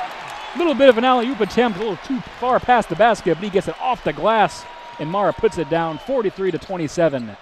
Koa Pete now, spin move around Mara, going quick the other way, puts up a floater, no good, rebounded by Awaka. On the right side, he kicks it out to Karchenkov, puts up a right wing three, off the back iron, too much on that one, Mara rebounds. Throws it up to Cadeau on the left side. Under 2 minutes to play in this first half. Trey McKinney over on the right wing. He'll throw it to Mara at the top of the key. Now, Burries just absolutely jumped and tried to steal it out of the hands of Mara, who's holding it above his head, and Burries is going to get the world's easiest foul called on him. Yeah. You could watch no basketball in your life and know that's a foul. That's going to be Burries' second of the night. Maybe some frustrations boiling for Arizona. Yeah. They're one of their last 7 from the field. And that was just like kind of ridiculous, Jaden. He's kind of slapped him in the hand. Daimar is 7'3", holding the ball above his head, and Braden Burries just jumps up over him I basically appreciate to the try confidence. to get the steal. So Daimar will go to the line after Braden Burries thought that he could steal the ball away from a 7'3" man. He bends the knees, put that one up. That one is good on the 1-and-1, so he'll get a second attempt. 44-27. Both teams still in the single bonus here. Michigan on a 6-0 run in the last 49 seconds. With a minute 47 left in this first half. Mara gets the ball back for the second free throw. He bounced it a few times. He puts that one up after bending the knees. That one is good. He's 3 for 3 from the free throw line. That's his 15th point of the night. 45-27. And now Mara will take a seat to a standing ovation from the maize and blue fans here. Oh my God, he's leading the team. Deserved. He's picking up the slack, and the fans recognize it. A minute 40 to play, 45-27. Arizona with the ball on Michigan's end. A shot immediately put up. A three from Del Orso from the left wing. That one's good out of nowhere. Wasted no time. 45-30. Namari Burnett, a quick three of his own from the left wing. That one's off the side, no good. Rebounded and slammed down by Johnson Jr. He came flying from the right out of nowhere. Nobody saw him, and it's going to be 47-30. 1:25 remaining in this first half. Oh my gosh. Jaden's jaws on the floor. I mean, the way he just came flying in, not a single person expected that. You saw Arizona just waiting there for the rebound. Rez Johnson Jr. jumps up over them, gets the slam, and now gets the free throw attempt. Going to give him the and one on that one. They're going to say he was fouled on the dunk attempt. Couldn't ask for more if you're Rez Johnson Jr. 3 for 3 from the line. He'll try to make it 4 for 4. Bends his knees, puts the shot up. That one is good. He's still perfect. 48-30. Michigan leads with a little under 90 seconds to play here in the first half.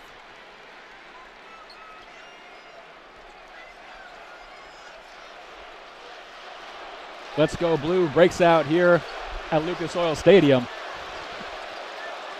Burries over to Pete. Aristode back in the game on the left wing. Thrown over now to Delorso. Delorso just throws over to the left side for a walkout right underneath the basket. Spin move around Johnson Jr. Puts it up with the right hand. That one is good. 48-32. Roddy Gale with it now for the Wolverines in the left wing. He moves down towards the baseline, in towards the basket, tries to put it up over Awaka. It spins around the back of the rim. No good. Rebounded by Awaka, and he'll throw it out to Burries. Arizona now taking it up the court. Up to Delorso in the right wing. Delorso moves in towards the middle around Burnett. Euro step, puts it up off the glass.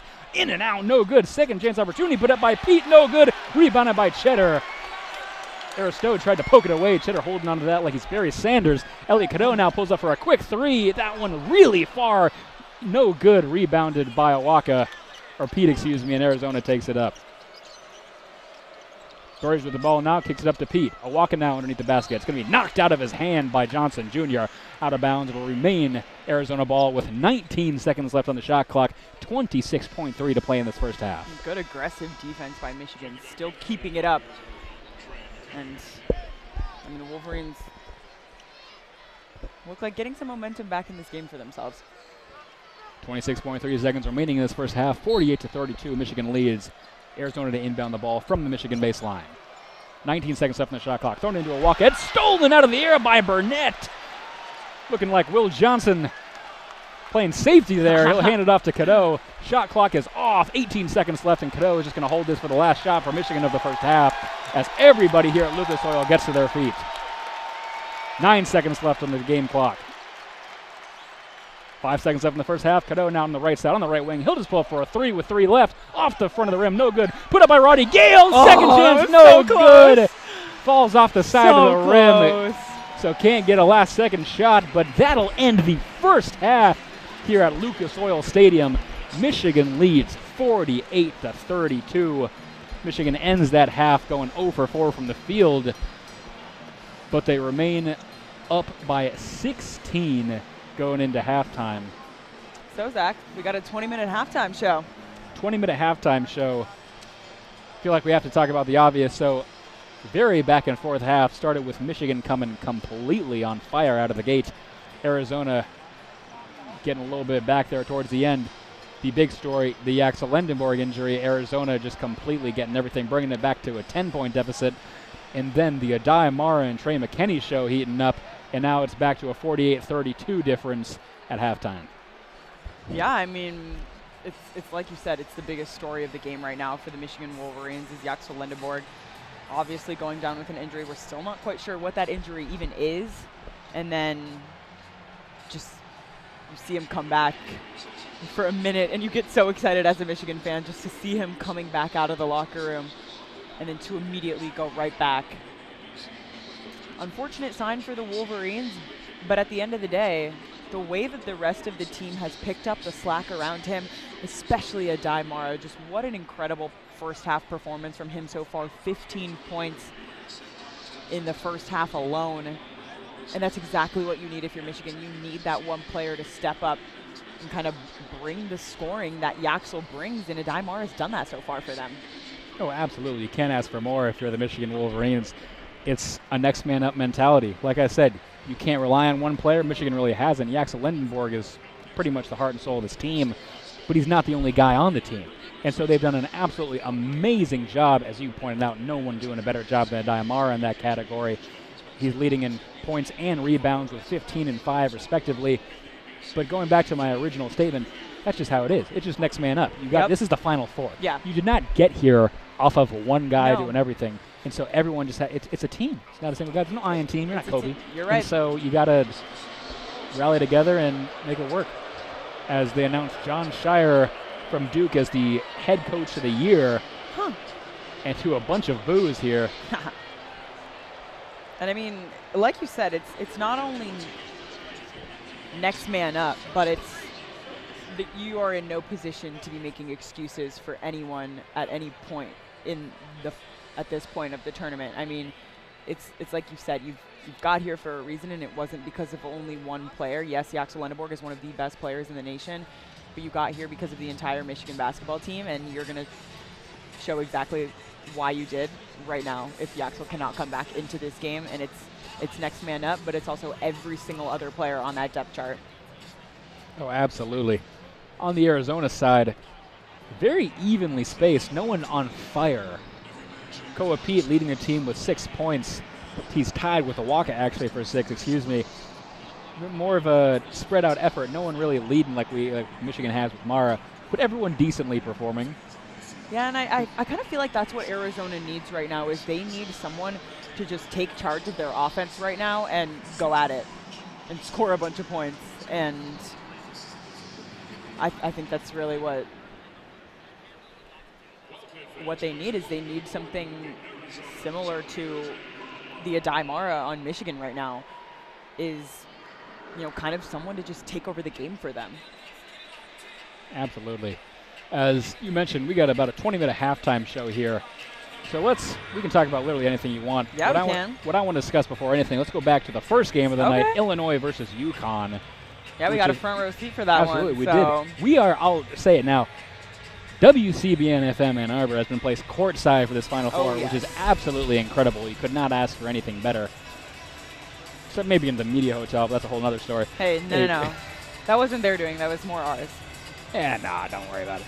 Anyway, go and look at the Illinois-UConn score. What a game between both teams that really won. UConn leading for the majority of that one. Pretty much the entirety of the game, yeah. They kind of got out from the jump, and then UConn leading for 35 of the 40 minutes of that one. But only the largest lead there was UConn was up by 14, and then Illinois stormed back.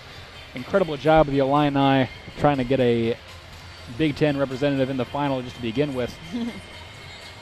But it was an absolute incredible performance from a couple of players, and UConn just how you need to get in. I'm trying to look at the total points. Here you go. Keaton Wagler for Illinois, 20 points on the night. He had a great game. Incredible job. Per usual. I mean, the freshman, he's been incredible for Illinois and for the Big Ten, and I mean, you'll see him in the NBA pretty soon. Oh, absolutely. On the UConn side, Terrace Reed Jr. had 17 points of his own, played 34 minutes, virtually the entire game. Former Michigan Wolverine. Absolutely great job on the Connecticut Husky side. We have to see Jonathan the Husky. Absolutely incredible.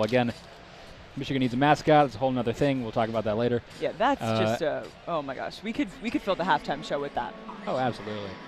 It's a great day to be a UConn Husky fan, Big East representative in the national championship. Their tickets already booked. Now they just await the winner of this one to see if they'll play Arizona or Michigan for the national title. What a job by UConn, just upsetting Duke on the last second from Mullins, and now making their way to the national championship, showing that it wasn't a fluke. They definitely deserve to be here. They're a second seed, so it's not like anyone's like, they don't deserve to be here.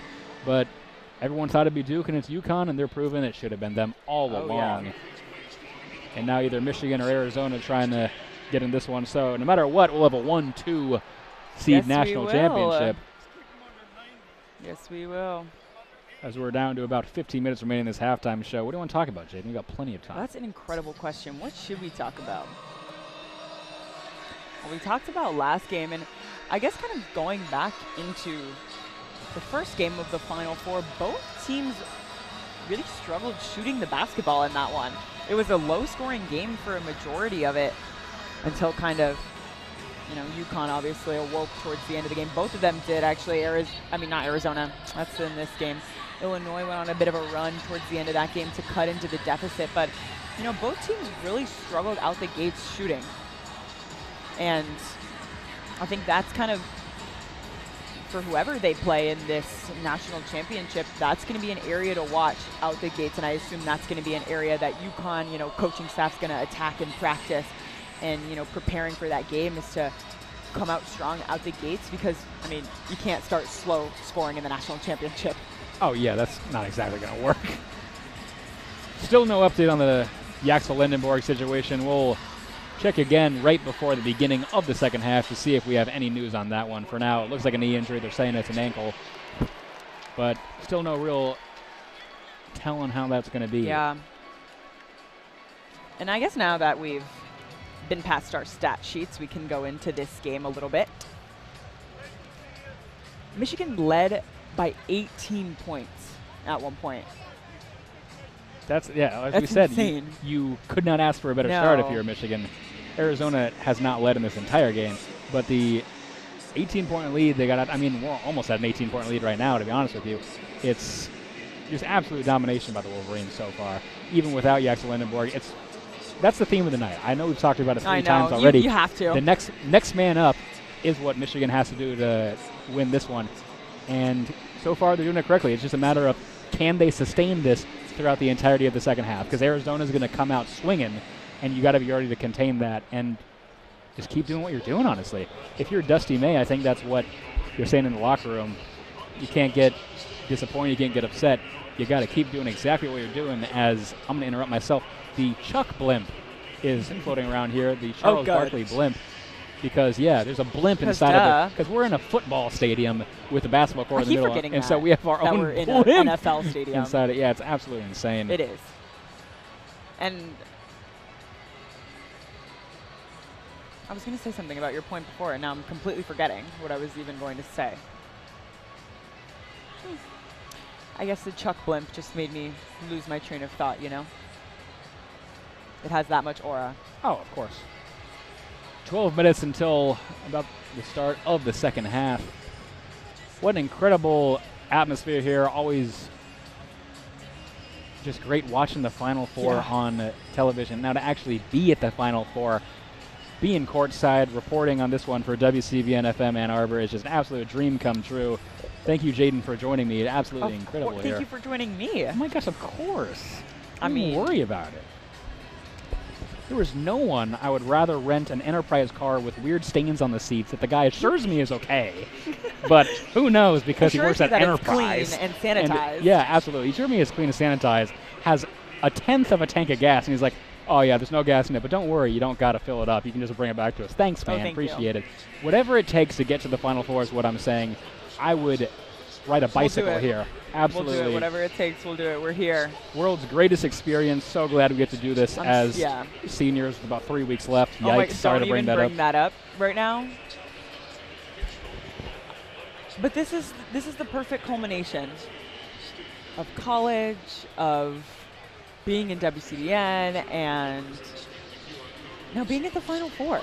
I mean, it's just, I wouldn't want to end my senior. I can think of one way I'd want to end my senior year. I'm not going to say it though, but you can assume. Yeah, I'm not going to. We're not going to say it. We're not going to make any assumption on that one. Just going to take it completely at face value. Yeah. 10:50 about until the second half begins. 10:30 p.m. local time here in Indiana. It's a late one. It's a very late one. Tip time obviously was set for just 50 minutes after the end of the first game. So a little bit of a late start here. Still completely full here at Lucas Oil Stadium. Just the fans have almost switched sides. The orange was swapped for red, and the blue was swapped for blue and maize. Yes. And over 70,000 people here crammed into Lucas Oil for this one. A little more than the women's Final Four going on at Mortgage Matchup Center in Phoenix, Arizona. Again, growing up a Suns fan, that's the dumbest name you could come up with that. It should be U.S. Airways Center or Talking Stick Resort Arena. Has it always been called? No, it's been Mortgage Matchup Center for like a year because. Oh, what was it before? It was Talking Stick Resort Arena for a while, and then what is that? And then it's a casino in Arizona. Oh, lovely. And then it was the Footprint Center for the past couple seasons. I went to the Footprint Center. Yeah. Yes. I went to one Suns game. It was the Suns versus the Timberwolves, and Anthony Edwards absolutely destroyed you guys. Very nice. So, very nice. Yeah, it's usually just fun. Devin Booker and friends, so if he's not on, they're going to lose. Right. But growing up, it was usually the U.S. Airways Center, and then U.S. Airways obviously got absorbed by American, so that didn't exist. But most people probably know it as the Footprint Center, but now it's Mortgage matchup. Anyway, what I'm trying to say is South Carolina versus UCLA tomorrow, national championship for women's, 12:30 Pacific time start for that one. Surprise! An early one. I was surprised. I had picked UConn women's going far in everything. So let's get your take on that. Why not? For UCLA, South Carolina, who do you got in that one? UCLA. I would agree. I think Lauren Betts is just too good. She's so good. South Carolina is amazing. Dawn Staley is one of the greatest head coaches ever. But I think UCLA is a little too unstoppable. I just don't see him losing. I'm a little biased, maybe, as an LA native and as someone that grew up going to UCLA women's basketball games. I've actually... Yeah, but you now go to a Big Ten rival. No, but listen. Okay, sorry. I went to their games when I was younger. I went to their basketball camps. Their players were my coaches when I was a little girl going to their basketball camps. And I even met their coach, Corey Close, at some of the UCLA women's basketball games. And she was like, thank you so much for coming to support our team. We really appreciate it. She was so nice. I used to go down to the court, take pictures on the UCLA women's basketball court. I used to stay after their games, get the players' autographs. Like I was like one of their biggest fans when I was little. So I was always at the UCLA women's basketball games with my mom. So I feel like now I'm doing my due diligence as, I don't know, former UCLA women's basketball fan. I got to root for them. I told myself, obviously, as a Michigan student, I am a Michigan women's basketball fan, so I was obviously rooting for them, and they got eliminated by Texas, and then UCLA went and eliminated Texas. So I'm going to root for the Big Ten team in this one. I used to be a huge UCLA women's basketball fan, so it feels a little full circle here, even if it can't be the Michigan Wolverines. I'll take what I can get. All right, I think that's a great explanation. I understand. Thank you. I appreciate that. Meanwhile, back to our game. We have an update from CBS the GOAT reporter, Tracy Wolfson, Michigan alum. Shout out, Tracy Wolfson. Shout out, my friend. Yaxel Lindenborg has, in fact, injured his left ankle and knee. That being said, both of them have been injured. But it's being iced, being taped up, and as soon as they finish that, he is expected to return to this game. Yaxel Lindenborg is expected to be back at some point as soon as the medical staff is able to tape up his knee and it has been sufficiently iced to however they find good. But according to Tracy Wolfson of CBS, he will be back at some point. He's expected to return. So that is great news for Michigan. That is incredible news. We'll see how long it takes him if he is back on the bench at the start of the second half or it'll take a little bit longer. But either way, that's great for Michigan. Yeah, but they're rolling without him. They are rolling without him. And I just want to – I feel like, we say we expect to see him back at some point. I feel like you can probably consider that almost a guarantee for Yaxel to appear back in this game. I don't think, obviously Tracy being the lead sideline reporter on this game when she goes in and gets that information, likely from Dusty May, someone on the coaching staff. And if you're telling her that, he's taping up, he's getting iced, you expect to have him back in this game, they're not going to, he was out a majority of the first half. They're not going to say that if they're not basically 100% sure that he's coming back into this game. So I think at one point or another, he'll be back out there for Michigan. And, I mean, the fact that you had this first half that you did and then get the news that your star player is expected back on the court, incredible news for them. Absolutely. Arizona now returning to the floor as we just got a little over 5 minutes until the start of this second half. And obviously we know Michigan leading 48-32, Arizona down by 16. This is their largest halftime deficit of the season. Absolutely. So let's talk about freshman phenom Bryce James putting up shots here at shoot-around. He is not played at all this freshman season for the Arizona Wildcats. However, Bryce James, obviously the son of NBA great LeBron James, greatest of all time in my opinion. And so you got to mention him just on every broadcast just for the clout because it's Bryce James. You got to do it. Like we're in the same room as LeBron James' son. So that's, can you believe that? We're like one person away from LeBron James. Says right now. The Lakers fan who's been in the same arena as LeBron James. Oh right, wait, yeah, forgot that one. Yeah, exactly. I'm might have to not to dog on my Lakers or anything, but might have to pivot to the Detroit Pistons for the remainder of this season. Absolutely. So an update from the training staff. It looks like Jaxel Lindenborg will not begin on the bench for the second half, as there's only 4.5 minutes. But again, he is expected to return at some point, whether that be a minute in or 19 minutes in. We'll wait to see. They're saying he will be back at some point. Michigan now returning to the floor for warm-ups and shoot-around as we're just over 4 minutes to play here. Shout out Tracy Wolfson and Alejandro Zuninga, again, the GOAT of Michigan reporting. We know him. We've met him a few times. He's one of the best reporters Michigan has. He reports on absolutely everything. We had the pleasure of sitting next to him at the Michigan versus NC State women's round of 32 game, that was incredible when Michigan women's basketball team hosted at Chrysler Center. I mean, that was an unreal environment. But obviously moving back into this game as we have just under 4 minutes left to play. Our halftime show went by pretty quick. Absolutely. We talked about a little bit of everything. We appreciate you guys sticking with us for a halftime show about men's hoops, the earlier game, women's hoops, pretty much anything you want. LeBron James' son. We got a little bit of everything. We like to switch things up a bit. You know? Yeah, it's just what you expect when you listen to WCBN. WCBN FM Ann Arbor, 88.3. Hang on, let me do it. Okay. For those of you driving home right now, I'm going to pretend like I'm doing like a jazz show.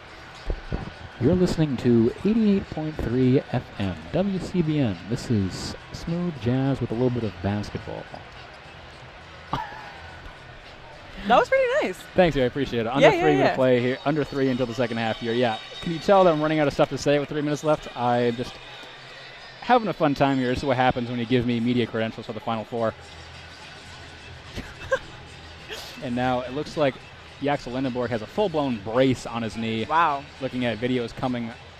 And as he now enters the court of play, so our boy Alejandro was a little... He's locked in. Yeah. He's now out walking around half court with the knee brace on. Again, walking so gingerly, I can't believe he'll actually return to this game. But he is right in front of us, walking on his tippy toes. Looks to be in better spirits, still doesn't look thrilled, but at least he's walking still under his own power, to give credit. But it doesn't look good. Now he's going to try and jog on it. You're getting live play-by-play on Jaxel Lindenborg's rehab, everybody. It still looks like, Jaden, in your professional opinion, even if he's able to return to the game, he can't move. He looks like he's wincing every time he steps. I'm not quite sure why they said he can be expected back in this one. I also think... I trust Tracy. I do too, of course. But I think as, if you're Michigan right now, you're in a position where... It's going fine. As of right now, you do not need him.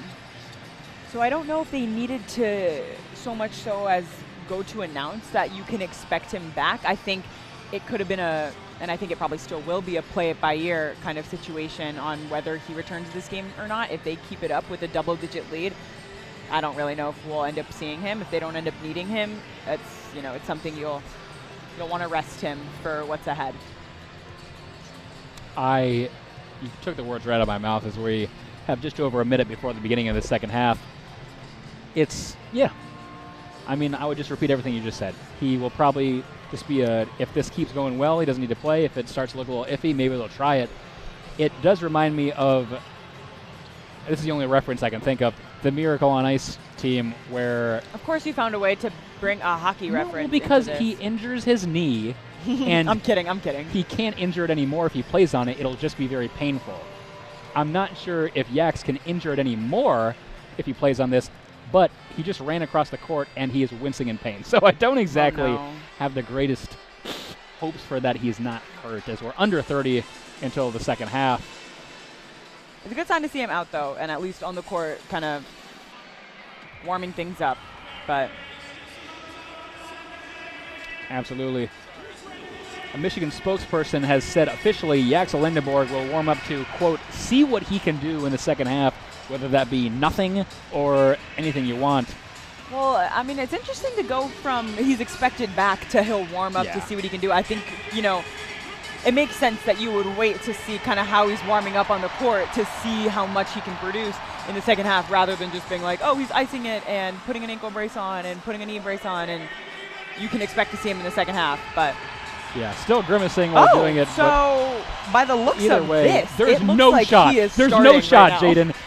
Zach, Both teams are entering the court now. Jaxel Lendenborg is going to start the second half. What are we doing?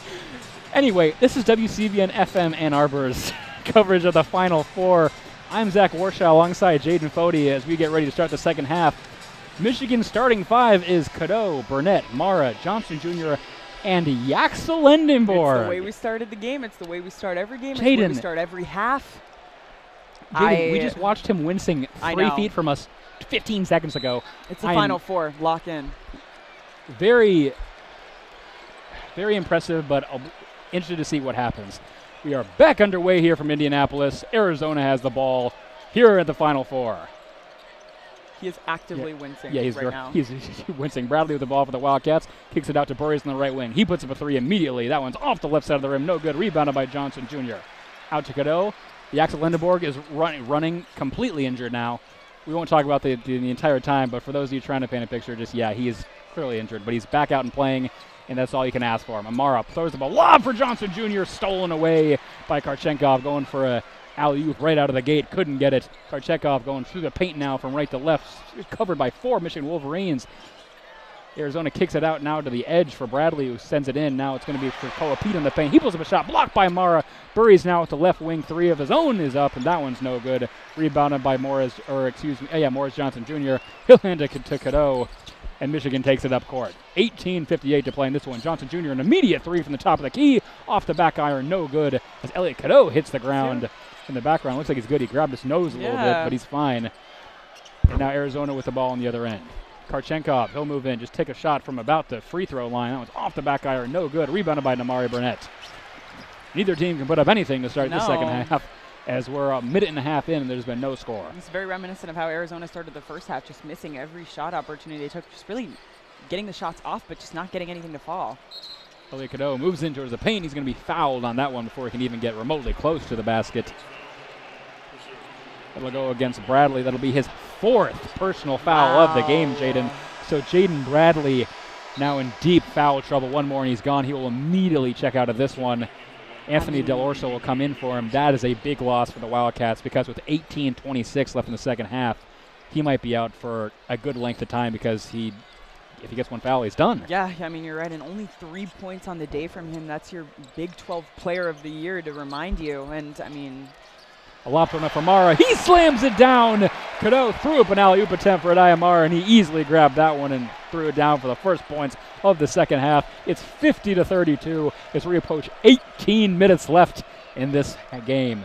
Koapita now an immediate mid-range jumper is put up. That one rings around and out. Rebounded by Jaxel Lendenborg. Wolverine gets it, and he hands it to Elliot Cadeau. I mean, and that's Koapita's spot. He loves the mid-range jumper, but just really struggling with that area today. Jaxel Lendenborg with a 3. That one is good from the left wing. Jaxel Lendenborg back, and he hits one from the left wing. He may be injured a little bit, but he can still shoot like the best of them. It is 53-32 Michigan. Arizona now on the other end. Karchenkov just throws up a floater with one hand. That one falls cleanly. 53-34. 17:30 remaining in this one. Elliot Cadeau will take it across half court. He'll slow it down a little bit as Michigan tries to set something up. Cadeau now through the middle. Throws it out to Johnson Jr. on the right wing. He pulls up for a 3. Off the back, no good. Way too much power on that one. Rebounded by Krivas. And he's had a couple back-to-back threes in this second half. Karchenkov now with a reverse layup that would have hit the roof if we were not at a football stadium. Way too much power on that one. Rebounded by Namari Burnett. Burnett now through the side, through the paint, from left to right. He throws it up. He thought he was fouled on that one by Krivas. No call, and now Burrell is taking it up. On the right side, going quickly for the Wildcats. Thrown up by Burries, not Burrell. And so going to be rebounded after that one, missed by Elliot Cadeau. Mara now through the paint. He puts it up. No good. On the left hand, just floater there. Rebounded by Burries. Burries now going quick. He runs right into Elliot Cadeau, and there's going to be a foul on that one. Wait to see if it goes on Cadeau or Burries. That will be on Elliot Cadeau, so that'll be his first foul of the night. As Roddy Gale Jr. comes back into the game, replacing Adayamara. 16:42 remaining in this one. 53-34 is our score from Indianapolis. A trip to the national championship on the line here in this building on Monday, Jaden, as Arizona gets ready to inbound it. Braden Burries with the ball. He moves over to the top of the key. Immediately pulls up for a three before he can even get the shot off. There's going to be an offensive foul called off the ball. It's going to go to Matias Krivas. He, again, committed a foul. It's going to be his third personal foul of the night. Arizona falling into more foul trouble. Yeah. And that was so off the ball. He was over in the corner. Didn't even see what happened. And so either way, it'll be a Michigan ball, 16-37. Lindenborg inbounds it. And he's just walking very gingerly. It's kind of just interesting to see. Elliot Cadeau now with the ball at the top of the key. He kicks it out to Lindenborg. A right wing three up from Lindenborg. That one is good. Who needs a knee? He's now got 2 threes in his return. 56-34. 16:20 remaining in the second half. You cannot stop him. You can only hope to contain him. You can blow his knee out. He's still going to hit the shots, Jaden. I mean, you're exactly right. You can see him being very... Koa Pete puts up a shot here. He's going to be fouled on that one. Off the glass and in. It'll be 56-36 now, and Koa Pete will go to the line for an and one. Continue your thought, Jaden? Yes. Going back to Yaxel Lindenborg, you can see him running very gingerly, but both three-pointers he made quick catch and shoot. So you can see he's not moving with the basketball like he usually does, but right now you can see him getting to his spot, kind of finding that what even side are we on? The right corner here. Kind of right top of the arc, and literally putting my hands up in front of my face to figure out what side's right and left. You can see him getting to his spot, waiting for Elliot Cadeau to find him with the basketball and shoot his threes. Very limited range of motion right now, but still, I mean, who needs your legs to shoot, I guess, when you have your arms, right? Absolutely. Michigan inbounds the ball, and they'll go to work. Morris Johnson Jr. on the left wing. He'll just throw it back to Elliot Cadeau over to the right side for Lindenborg. Right corner now to Burnett. He'll move in, try to get it past Delorso. Kicks it back out to Lindenborg at the top of the key.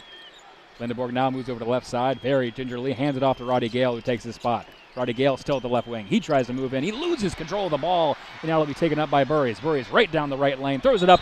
Rejected by Johnson Jr. He slammed it off the glass. But it looks like they're going to call a goaltend potentially. They will indeed. It'll be 56-39. So a great effort there by Morez Johnson Jr., but it'll be blown a goaltend. And so 56-39 is our score as we enter our first media timeout of the second half. Michigan leading 56-39. Jaden, shocker, what do you think we're going to talk about? Yaxel Lindenborg comes back into this one, hits 2 threes immediately. The guy can barely walk, but as you mentioned, he kind of is finding his spot and then getting the ball passed to him rather than controlling the play. But absolutely superhuman effort. You cannot ask more, and you cannot prove to everyone more that you are committed to this team like this. He's in so much pain and playing through it. Everything you can ask for if you're Michigan, both as a team, both if you're a fan. That is the definition of a Michigan man right there. I couldn't have said it better myself. I mean, we were questioning when we were watching him during warm-ups just about 5 minutes ago, it feels like, and now all of a sudden back on the court. And, yeah, I mean, being kind of hesitant on offense with his movements, but finding his spot. He shot the three-pointer from about the exact same spot both times. Both good, both went in. He's up to 11 points on the game. That's Michigan's second double-digit scorer in today's game. The other one's Adai Mara, who had the insane first half. And now, I mean, it's truly insane to watch. It's absolute cinema. It is absolute cinema. You are right about that. 15:40 to play in this one. You're listening to WCBN FM Ann Arbor's coverage of the men's Final Four here from Lucas Oil Stadium in Indianapolis, Indiana. 56-39, Michigan leads so far. Yaxel Lindenborg legacy game is all I can say. Oh, yeah. Adai Mara still leading with 17 points. He's taking a seat, but also moving on to the Arizona side of things, Jaden. Huge foul trouble for the Wildcats. Jaden Bradley, obviously the key one, 4 fouls. Krivas with 3 fouls of his own. Things could be ugly for the Wildcats. I would assume Bradley is going to be sitting for quite a while because if you lose him, you're done. But down by this much here with 15:40 left. Can't do math. Can you afford? No, I can't. I can't either. I'm a comm major for a reason. Me as well. Can you really, like, how long do you leave him out? It's going to be a 17-point differential, by the way, in case you're wondering. Thanks to the lovely calculator app. Help me figure that one out. So if you're Arizona and you're Tommy Lloyd, how long can you hold Jaden Bradley out, considering he has 4 fouls? Yeah. But you really need him to succeed. It's a really tough gamble right now because in an ideal world, you leave your star player out kind of as long as possible, let the rest of the team carry you on, and then that's the type of guy you want in at the end of a close game. You know, he's a Big 12, we've said it so many times, he's the Big 12 Player of the Year for a reason, third-team All-American. He was a semifinalist for Defensive Player of the Year and National Player of the Year. That just puts into perspective just how good he's been this season. And the problem is, with a 17-point game, you can't really afford, you cannot afford at all to let this deficit grow. But if you keep a guy like that out, it might just continue to grow. And then it gets to a point where you're at the end of the game and you've got yourself into too far of a hole that you can't dig yourself out of if we're, in a time crunch. So it's like, where do you take the risk? Do you put him in now and try to cut into the lead, or do you hope that the rest of your team can pick up that slack and that he can come in towards the end of a close game? Absolutely, as we're back underway here from Lucas Oil. Trey McKinney with an immediate three off the inbound. That one's good off the right wing. Picking up right where they left off before the media timeout.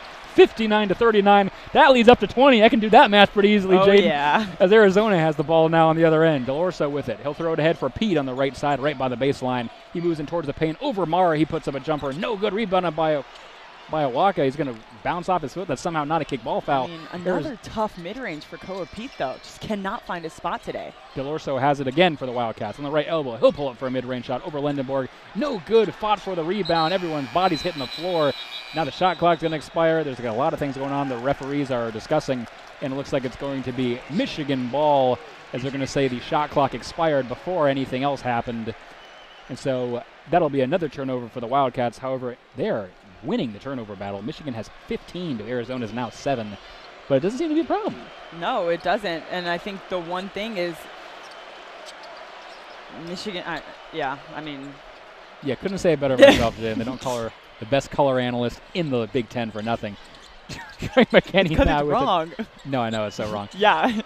Trey McKinney on the right wing. He'll pull up for another three from the same spot. It's good! If it ain't broke, don't fix it. Trey McKinney hits another three. 62-39 with under 14 and a half to play here in the second half. Arizona on the other end just put up a quick shot by Awaka. That one's good. 62-41. Awaka answers very quickly for the Wildcats. But don't look now. Michigan's up by 21 points with 14 minutes to go. Elliot Cadeau now on the right wing. He throws it in for Mara, who just goes straight for takeoff and slams it down and then hangs on the rim as he had a couple steps of wide open space. 64-41. Arizona now on the other end. A quick three put up by Burries. That one's good off the left wing. Arizona answering super quickly on both ends. 64-44 now the score. Elliot Cadeau with the ball for Michigan. Over to Trey McKinney in his hot spot on the right wing. He throws it back to Cadeau. Cadeau now moves down the left side. Back to McKinney at the top of the key. He moves in towards the free throw line. On the left elbow. Fadeaway jumper. He's good. Trey McKinney is unstoppable right now. 66-44 now the score. Trey McKinney's got 13 points. This second half has quickly turned into the Trey McKinney show. What a showing from the freshman. Just absolutely finding his spot, whether it's the three-pointer or the mid-range jump shot. Arizona with the ball on the other end now. Koa Pete on the right side throws it way across to Karchenkov in the left corner. He moves in towards the basket. He's going to throw it up, but he's going to be fouled before he can get the shot off. That ball's going to go so high it actually falls down the backside of the hoop. It's going to go on Elliot Cadeau. That foul, it'll be his second foul of the night, Michigan's third foul. They're 5 of their last 5 from the field, though. Everything's cooking now if you're Michigan. Yeah, a lot of those are 3 for 3 of those are Trey McKinney. But Karchenkov will go to the line to shoot 2. 0 for 1 on the night. He missed his first attempt on an and one earlier. Shoots 73% from the free throw line this season. He bends his knees, puts the first one up. That one's off the front of the rim. No good. He's 0 for 2. Karchenkov cannot buy a free throw so far. And so it'll remain at 66-44 as now Yaxel Lindenborg will take a seat after a superhuman effort. This half of the Lucas Oil Stadium on the Michigan end is going to give him a standing ovation. What an absolute job coming in clearly injured and still doing your absolute best. Can't ask for more if you're the Michigan Wolverines. Second attempt by Karchenkov is put up. That one is good. Finally, he breaks through. 1 for 3 from the free throw line tonight, and it's now 66-45 with 13:02 remaining in the second half. Yeah, you can't say enough about just the immense effort that Yaxel Lindenborg has put into this game. You could see him kind of standing around towards the end of the bench. Looks like he just sat down with some of the trainers. But just incredible effort to come in here and put up clutch three-pointers. It was incredible. Elliot Cadeau now with the ball for the Wolverines on the right wing, trying to get around Aristode. Amara sets up the screen. Elliot Cadeau puts up a three from the right wing. That one is good. It's that spot, Jaden. It's the spot. Trey McKinney hit the Trey McKinney, the Yaxel Lindemore, the Elliot Cadeau spot. Everyone's hitting it from right there on the court. 6 of their last 6 from the field, 69-45 now the score. Arizona on the other end puts it up. No good. They're going to be fouled on that one. It's going to be an offensive foul. Michigan ball. 12:33 remaining in this one as Yaxel Lindenborg is shown now getting on the stationary bike, trying to keep that knee warm. 12:33 remaining, 69-45. Michigan leads. Everything going Michigan's way this second half, Jaden. I mean, absolutely everything. Elliot Cadeau on the right wing at the good spot, the golden area. He moves over to the top of the key. He'll pull up for another three. That one is good! 69-45. It is, or 72-45 after the three. Tommy Lloyd in Arizona want a timeout, and they need it. Everything going maize and blue in this second half with 12:17 remaining in this one. Zach, oh my gosh.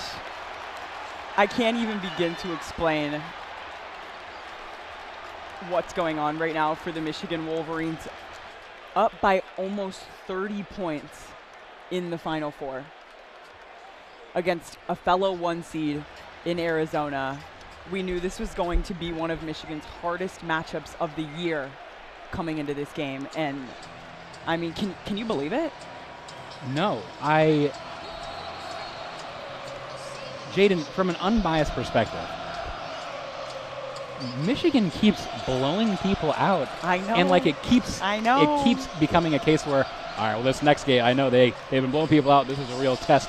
And they keep doing the same thing. Obviously, there's 12-17 left in this game. This is Arizona. There's more than enough time. If anyone was going to do it, it will be Arizona. So by no means is this in the bag. But they're up by almost 30 in the Final Four.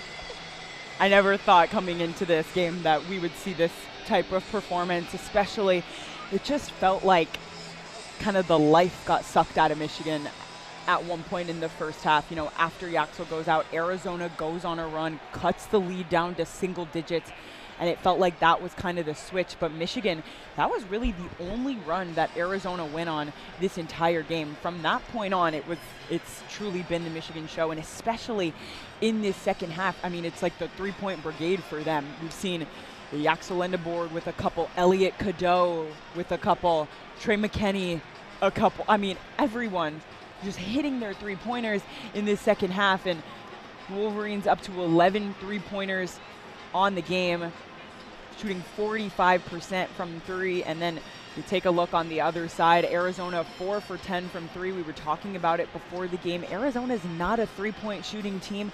They like to feed the ball inside, go down low.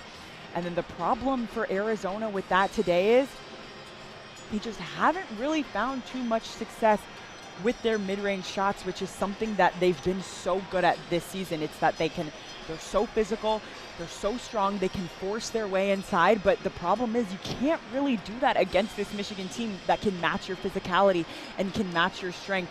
We've seen Koa Pete kind of struggling. He's up to 9 points on the game. He's actually leading Arizona in scoring, but he's still not having a great night for himself. We saw him miss a couple mid-ranges that he absolutely loves. And Zach, I know you want to say it. Go ahead.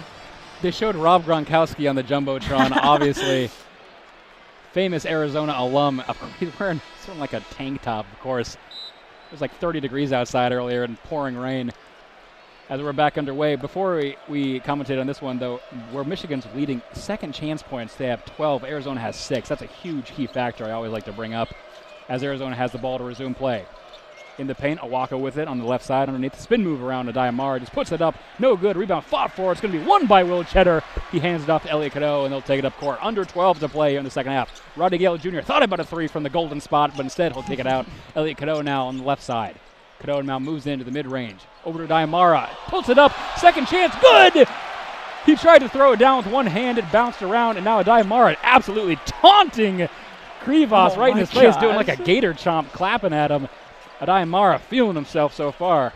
As he should. Meanwhile, Jaden Bradley has checked back into this one with his 4 fouls alongside Krivas with his 3, Awaka with 3. And Awaka's going to put that one in easily as he just skyhooks it over Will Cheddar. 74-47 now the score. Michigan, though, 8 of their last 9 from the field. Everything cooking for the Wolverines as Elliot Cadeau brings it up court. Yeah, and you mentioned those guys in the foul trouble back into this game. It's gotten to the point where you can't afford to have any of your leading scorers on the bench right now for Arizona. Adai has it at the top of the key. Off the ball, Elliot Cadeau is thrown to the ground. There's going to be a foul here.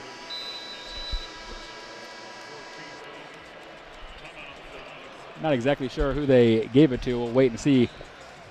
Looks like it's going to go on Braden Burries. That'll be his 3rd foul. Okay, Jaden. So as we enter another media timeout, 11:05 to play in this one. 74-47 Arizona. Look at their fouls of this lineup. Bradley has 4. Burries has 3. Krivas has 3. Awaka has 3. They're in danger of losing their entire, 4 of their starting 5, as there's 11 minutes still to play in this one. Huge foul trouble for the Wildcats here, whereas Michigan, everyone only has 2 at most. So that's a big problem there for the Wildcats. A huge problem. It's 3 guys from your starting lineup are in foul trouble with over half of this second half still to play. You have Jaden Bradley, who is, one of the best. Well, he is the best player in the Big 12. You have Jaden Bradley. You have Braden Burries, who's finally, kind of found his groove in this game. He was really struggling early on in this game, but you see him up to 9 points so far. But now with the 3 fouls, I mean, he's done a great job kind of getting involved on both sides of the ball. He has 5 defensive rebounds, 6 total. Only 1 assist as the point guard, but then you take a look at those 3 fouls, and kind of what also the foul trouble forces you to do is play a little bit more conservative, and you can't afford to play conservative right now if you're Arizona. Oh, absolutely not. I mean, this game is not over, but like we said, 74-47 with 11 minutes left, you got to go all out. You don't have a choice. You don't have enough time to play conservative. But you still have, you're not completely out. The chances are slim. They're not good. They're not just not 0. You have got to go all out for the last 11 minutes of this and shut Michigan down defensively to even have a chance. And their foul trouble really makes that extremely difficult. But if they play conservative at all, they're going to lose this game. Yeah. Like, it's not even a question. Yeah. And it's the risk you have to be willing to take, but it's guys like Jaden Bradley and Braden Burries have to be the ones to kind of drive this game. Those are 2 of the guys that you've part of your big 3 with Koa Pete. Those are the guys that you've relied on all season long, and those are the guys that you need to drive your offense right now. But at the same time, those are the guys you can't draw fouls. I mean, you've got to play smart, but you've got to attack. You have to attack Michigan right now. That's the only way that you're going to get yourself back into this game, especially. And what makes it even harder is they like to drive inside. That's where you're going to get more fouls called on you, is going into the paint, driving down the lane. It's not the 3-pointers. When you shoot from 3, you don't really get fouled as much. But Arizona doesn't shoot from 3. That's why they're getting so many of these fouls, is because they're forcing everything down low. And then Michigan's just going to come at you with all this physicality and this pressure, and they're going to draw fouls from you. And that's what we're seeing right there. 3 guys on the court right now for Arizona in foul trouble. Elliot Cadeau now throws it up. Attempted for Diamara. An alley-oop off the inbound as we return to play. That was going to be super quick. No good. Rebounded by Burries. Arizona with the ball now. Karchenkov moving in towards the paint. He's shoved down to the ground by Cheddar. And so that's going to be a foul on Will Cheddar, but Karchenkov gets up really quick off that one. Stopped his opportunity, but that is clearly a foul. Arizona not yet in the bonus. It's supposed to be an inbound from the Michigan baseline. Morris Johnson Jr. checks back into this one, replacing Adai Amar, and Amari Burnett is also going to come back, replacing Elliot Cadeau. I mean, 21 points from Adai Mara today. Just getting like another standing ovation as he walks over to the bench. He has been so incredible. All-out team effort Yes. here, Jaden. As Arizona inbounds it to Krivas on the right wing. He hands it off to Bradley. Bradley moves in towards the center. Spin move around Will Cheddar. He loses that one. Fought for, picked up by Amari Burnett. He throws it over to Trey McKinney on the right side, and Michigan takes it across the half-court line. Standing on the Final Four logo in the midcourt, he moves over to the right side. Back to Morris Johnson Jr. at the top of the key. He can really just take that three if he wants. He just hands it back to McKinney, though. Takes a spot. He'll pull it from the top of the key. That one is good. Trey McKinney, unstoppable from three. That's his fourth of the night. He's up to 16 points. Michigan's up 77-47. And Koa Pete on the other end quickly lays it up with the left hand to bring it back underneath 30. 77-49 with 10:15 to play here in the second half. I mean, Trey McKinney, are you kidding me right now? He has been unstoppable from three in this half. He's up to 16 points. Unreal from the freshman in the Final Four. Morris Johnson Jr. at the top of the key. Kicks it over to Burnett. Burnett on the right wing. Has it poked away by Bradley, and Bradley has it for the Wildcats. Moving up the left side. Gets around Burnett. It's knocked away, but that's going to be a blocking foul on Namari Burnett, and so Arizona retains possession of it. 9:50 remaining in this game. 77-49. Michigan leads. Jaden Bradley doing everything he can for the Arizona Wildcats to keep them in this one and keep this hope alive. They can climb back into this one, but they need some serious defensive help, as Adai Mara is going to check back into this game immediately after taking a seat for about 15 seconds. Yeah, and I mean, you say they need serious defense help. It's getting the stops on defense and then turning that into offense. They've still been struggling to make shots, only shooting 37% from the field today and then 36% from three, whereas Michigan shooting 49% from the field and 48% from three. Michigan's made 12 three-pointers so far today.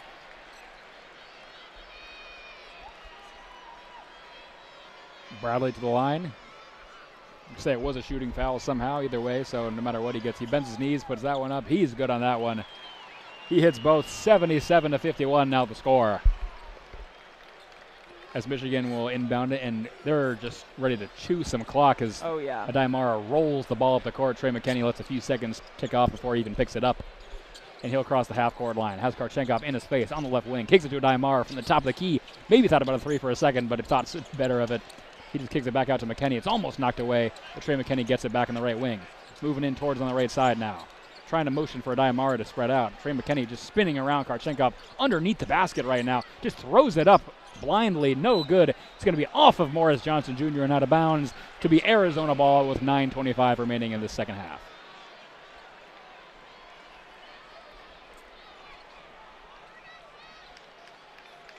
Arizona inbounds the ball. Jaden Bradley will take it up for the Wildcats. Moving pretty quick now. On the right side. Kicks it out to Burries. Burries at the top of the key. He'll just move in towards the free throw line. Put up a floater. It's no good, but he's fouled on that one. And so Braden Burries will go to the line. 3 for 4 from the free throw stripe today. And he'll have a chance to make that a little bit more. Yeah, and Arizona's really been struggling just overall with their free throws today. Only 9 for 14. I mean, they haven't been the best at shooting free throws so far this season. 73% coming into this game as a team.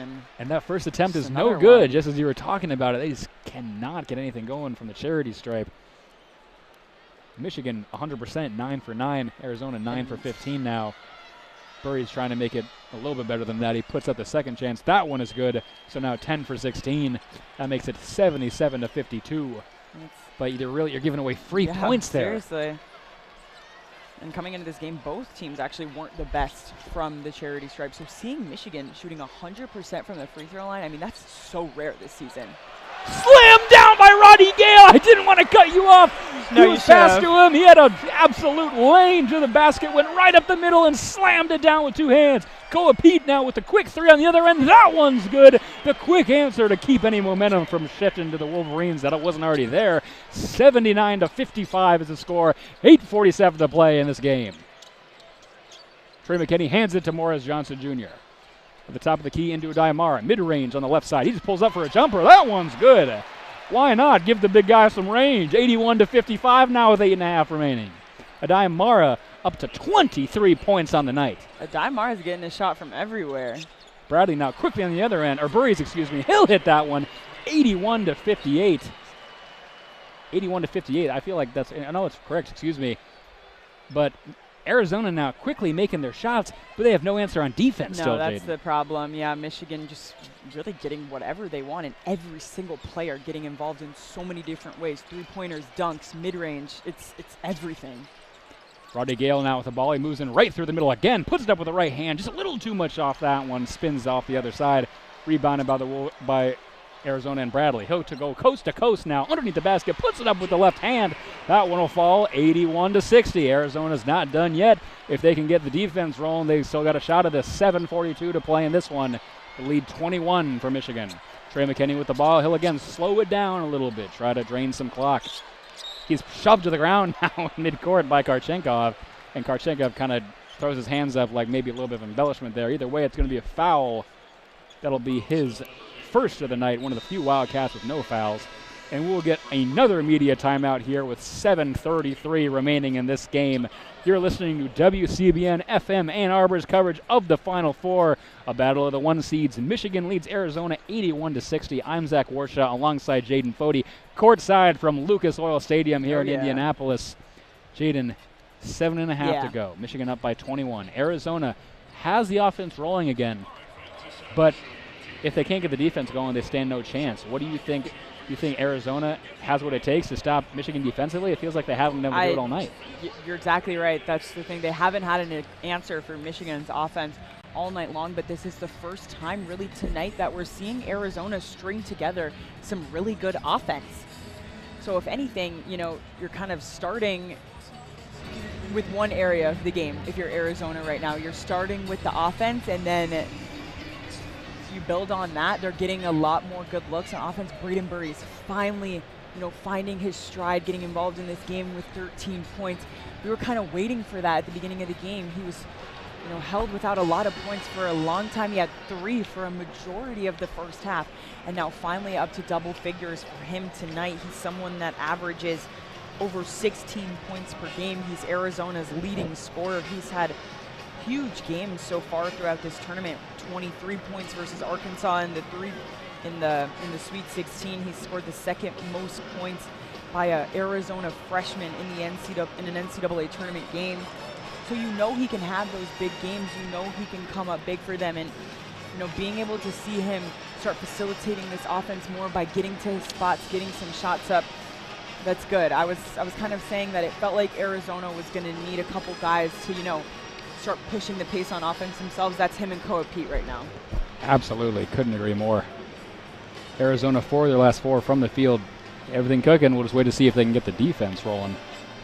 And it's hard to say because, I mean, Michigan has, like I said, been kind of getting whatever they want all day, and it's so many players that have been doing it for them. Like, everyone is kind of finding their shots. It's Trey McKinney, it's Adai Mara, Roddy Gale getting up there with the dunk. Yaxel Lendeborg, we saw him come in. It kind of feels like he's done for the day.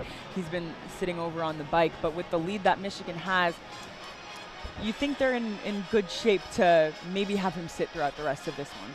Absolutely. Again, we don't know exactly what it is that he's injured by.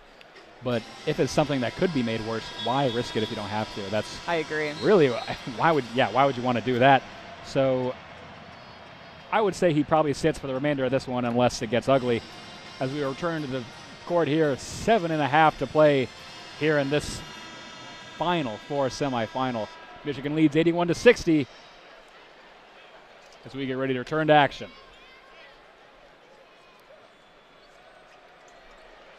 Roddy Gale Jr. to inbound the ball right in front of the Michigan bench. Michigan has possession of it. 21 seconds still on the shot clock as we get ready to return to play. Throws it all the way back to Elliot Cadeau, pretty far, and he'll just take it across the half-court line. And Michigan gets to work. Adai Mara on the left wing. Throws it over to Morris Johnson Jr., hands it off to Elliot Cadeau. On the right side, he has Stowed in his face. He's trying to get around it. He goes all the way to the left side, through the paint, tries to throw up a shot. No good. And it's going to be out of bounds. No foul on that one. It'll be Arizona basketball with 7:15 to play here in the second half. You can see Elliot Cadeau not too happy after that one. That was a pretty hard fall on the deck for Cadeau. You could see him kind of mouth something to the refs, hoping for a foul call there, but no luck for Michigan. Arizona on the other end now. Bradley with it. He's going to be fouled on the play off of it. Going to go on Elliot Cadeau. It'll be his 4th foul. He didn't have any to start the second half, but he's racked up 4 in a hurry. And so with 7:10 remaining, Elliot Cadeau now in foul trouble. Him and Trey McKinney with 3 of his own as the Wolverines now enter the fouling game along with Arizona. Bradley will go to the line to shoot 2. or 1-1, excuse me, just in the single bonus so far. Bradley gets the ball, bounces it a few times, takes a good long look at that basket, bends his knees, puts it up off the front of the rim and in to make it 81-61. 20-point game, 7:10 remaining. And what do you know, Jaden? What do you know? Yaxa Lendenborg comes back into the game. We got to stop talking because the second we say something, they do the opposite. Right? I was like, I kind of anticipate him not coming back into this one. Well, what do I know? Maybe he has to do Arizona on a 6-0 run over the last minute. Yaxa Lendenborg maybe able to help stop that. Second chance is up and good. He's 2 for 2. 81-62. Bradley becomes 5 for 6 from the line on the night after sinking both those shots. A little over 7 to play here in this one as Adai has it at the top of the key. He hands it over to Lendenborg on the right wing. Thought about a 3. Now he'll move over to the top of the key. Gives to Gale Jr. from the hot spot. Oh, off the back of the iron. No good. Finally, the streak is broken from the same area. And now a quick 3 on the other end from Arizona. That one's no good from Del Orso. Rebound fought for. Awaka has it. He's going to try and put it up past Lendenborg. Rejected by Mara. And Trey McKinney has the rebound. He throws it up to Roddy Gale across the court, for Lendenborg on the left wing, who now slow it down.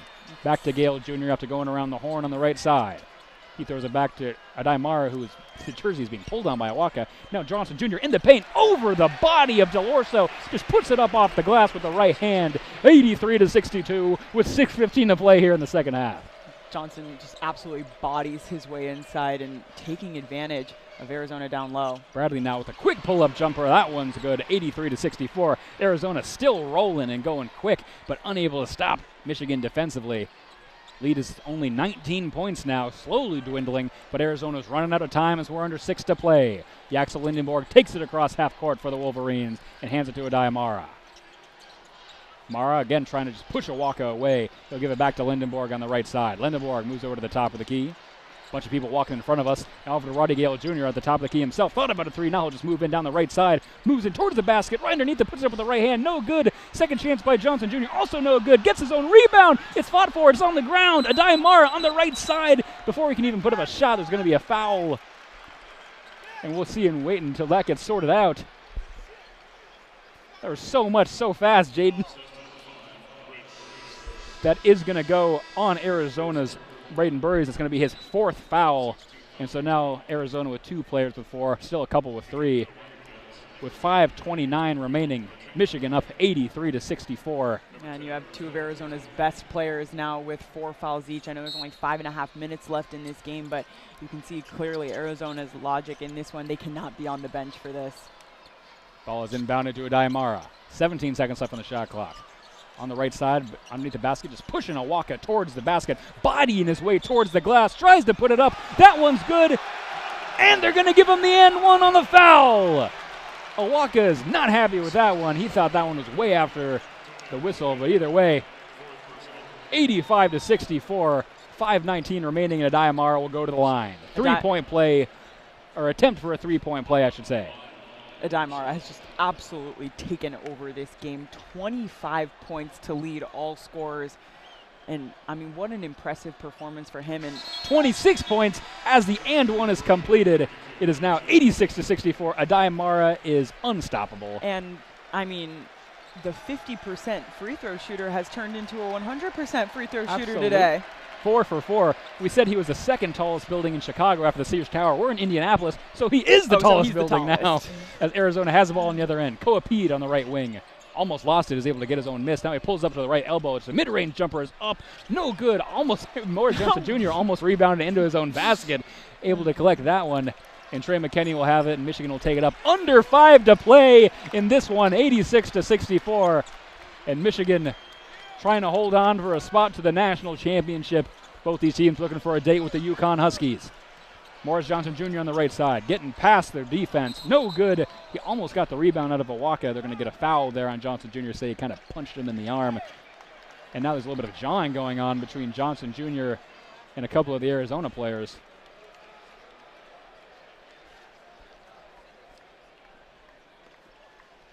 Waiting to see until they sort this one out.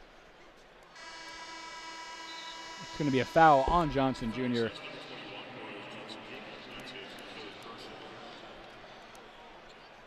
Looks like it'll just be a foul. And so They're going across the length of the court now. Yeah. Awaka is going to shoot it. It doesn't show Arizona's in the double bonus, but either way, they're going to shoot some free throws here with Awaka. 64% free throw shooter on the season. Awaka with 4 fouls of his own, part of the brigade there. He put us up the first one. No good. Rebounded by Adai Mara. Under 4:40 to play here in this game as Elliot Cadeau takes it up court for the Wolverines. Across the half-court line, kicks it out to Trey McKinney.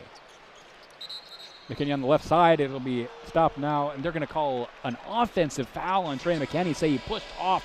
Will Cheddar puts his hands to his head. You can't believe that one. As Trey McKinney picks up his 4th foul of the night, and it'll be Arizona ball with 4.5 minutes remaining.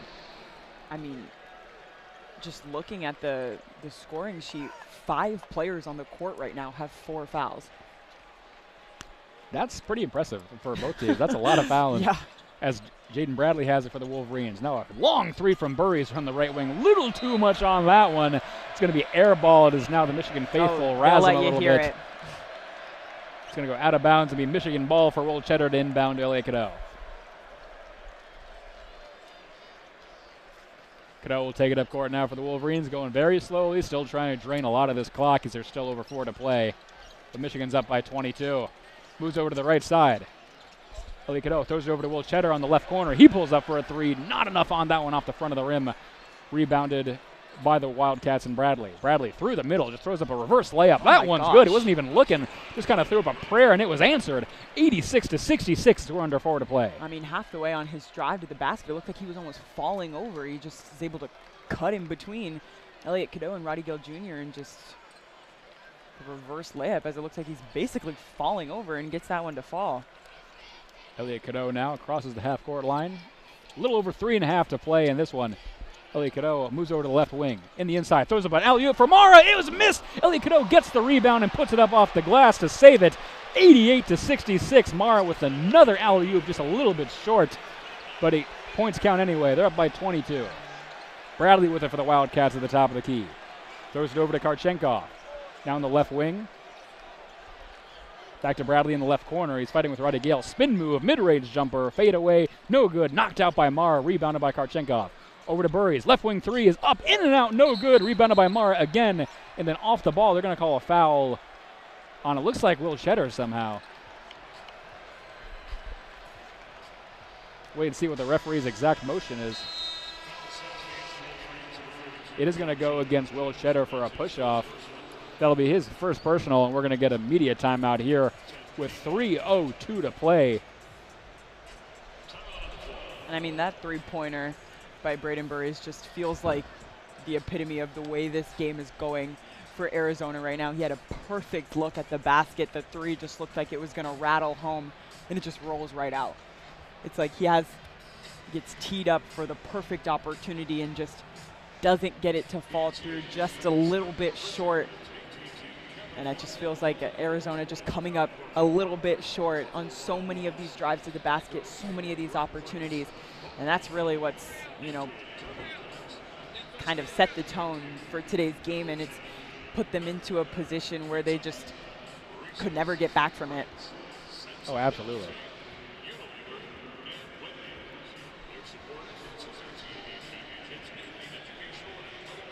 If you're just joining us, this is WCBN FM Ann Arbor's coverage of the Final Four, this semifinal matchup between the 2 highest teams ever ranked in the Ken Pom era. 88-66 is the score. Michigan firmly in the driver's seat with just over 3 to play. UConn already booked their ticket earlier tonight from this same spot. National championship in this building on Monday. And Jaden, Michigan's up by 22 points with over 3 to play. You're right about that. I wouldn't say the chance that Arizona comes back is 0, but it's about 0.1. And so it's looking pretty good if you're Michigan. If you're Dusty May, or if you're Tommy Lloyd, I'll let you pick one. What are you saying in the huddles? Because this is looking pretty dire. I think if you're Dusty May right now, it's play clean basketball. It's still close out the game strong. It's keep guys like Trey McKinney and Elliot Cadeau from fouling out of this game. I don't think you want to head into the national championship kind of picking up sloppy fouls and closing out the game like that. So So I think it's just play clean basketball for the rest of this. No more silly fouls. You put Arizona in the double bonus. There's no need for any of that at this point in the game. You trust your offense. You trust your defense even more. It's been great all night. And, you know, if you're Arizona, it's get to your spots. It's drive the basket. It's kind of the opposite of what you're doing if you're Michigan. It's forcing them to foul you. That's what they've started doing towards the end of this game, is getting trips to the free throw line. They're forcing Michigan to foul them, so they need to drive down low in the paint. They've taken 16 three-pointers. They don't really shoot that many three-pointers on a normal basis, so why are they shooting 16 tonight? I couldn't tell you, Jaden. I'm not sure. That's very shocking. It's because of Michigan's paint presence, like a Di Mara and Rez Johnson Jr. down low. It's when you have to fight with that, but it's at this point, you got to drive and you got to pressure them and you got to force them to either foul you or to make you shoot a shot, and hope if you're Arizona that you start making some of them. As Modiaeus Krivas goes to the line for Arizona after the foul by Will Cheddar. First attempt is up. That one is good at 88-67. While we wait for the second one, here's been the key factor in my opinion. Again, points off of turnovers. Michigan has 26. Arizona has 10. And then second chance points, Michigan has 19, Arizona has 8. Just beating them in all the tiny parts of the game that really add up towards the end. As Krivas bends the knees, puts that one up. That one is good. 88-68, as Krivas is now 2 for 4 from the line and from the night. Under 3 minutes to play, Elliot Cadeau takes it up for the Wolverines. Yeah, and kind of going back to what you said, what makes that even more noticeable for me is that Arizona's out-rebounding Michigan on the offensive glass, but they're still not getting those second-chance points to fall. It's like they're having the opportunities, but they just cannot score. Di Mara at the top of the key, hands it off for Elliot Cadeau. He'll just go right up the middle, up to the corner for Roddy Gale.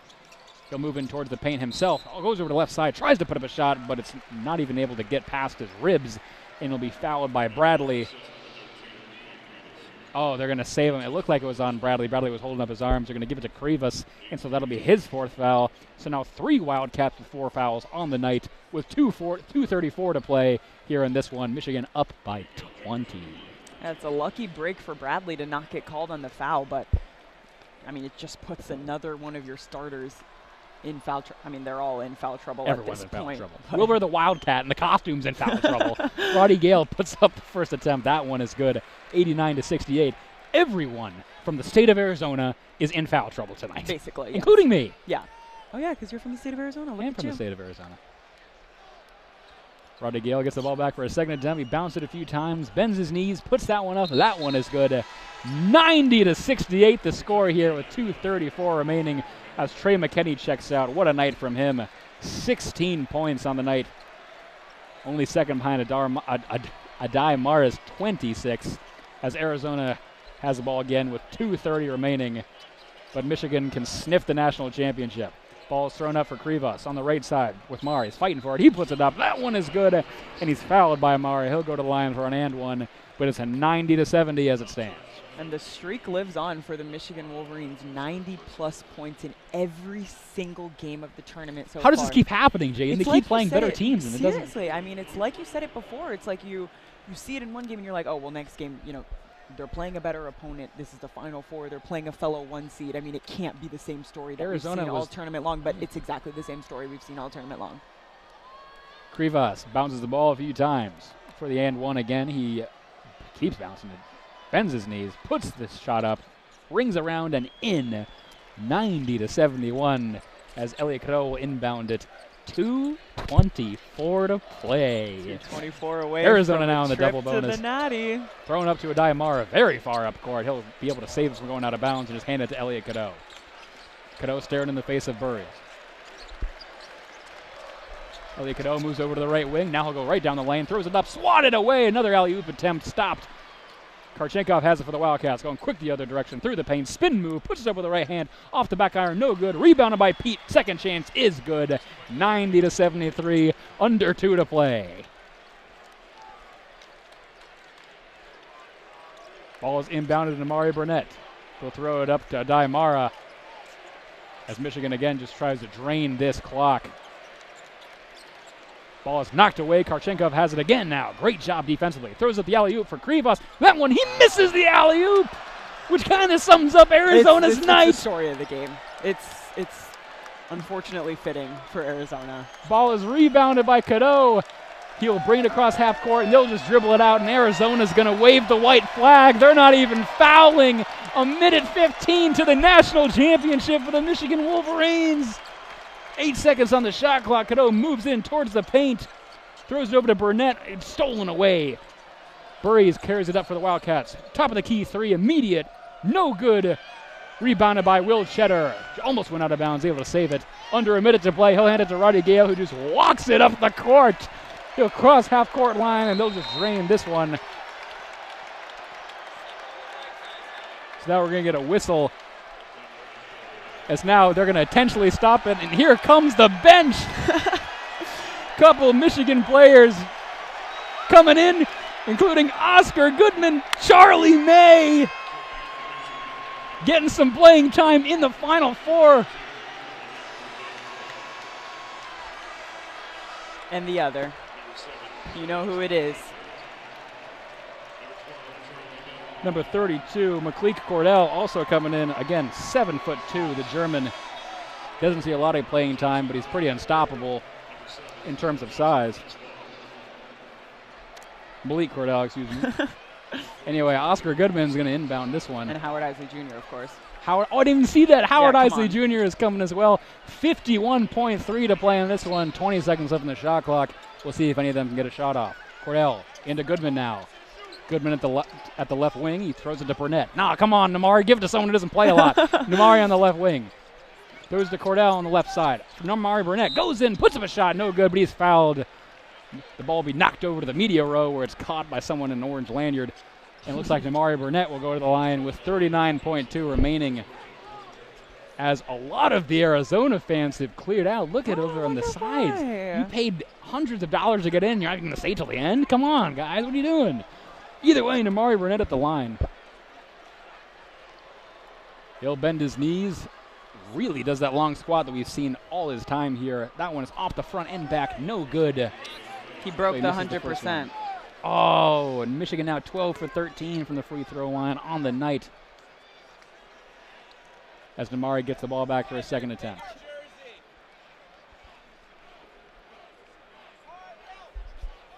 Burnett's second chance is up. That one's good. So we're at about 99.9. 39 to play, 91 to 73 as Arizona takes it up quick. They got the bench in too. Again, they're waving the white flag. Arnold with it for the Wolverines, just throwing around a bunch of people who don't play at all. Cook on the right wing. We'll give it to Giacomo, probably. He moves in towards the right paint. Over to Arnold. Puts it up off the top of the glass. No good. Rebound fought for by a couple people. Oscar Goodman has it. He's now trying to get stolen from the Wildcats.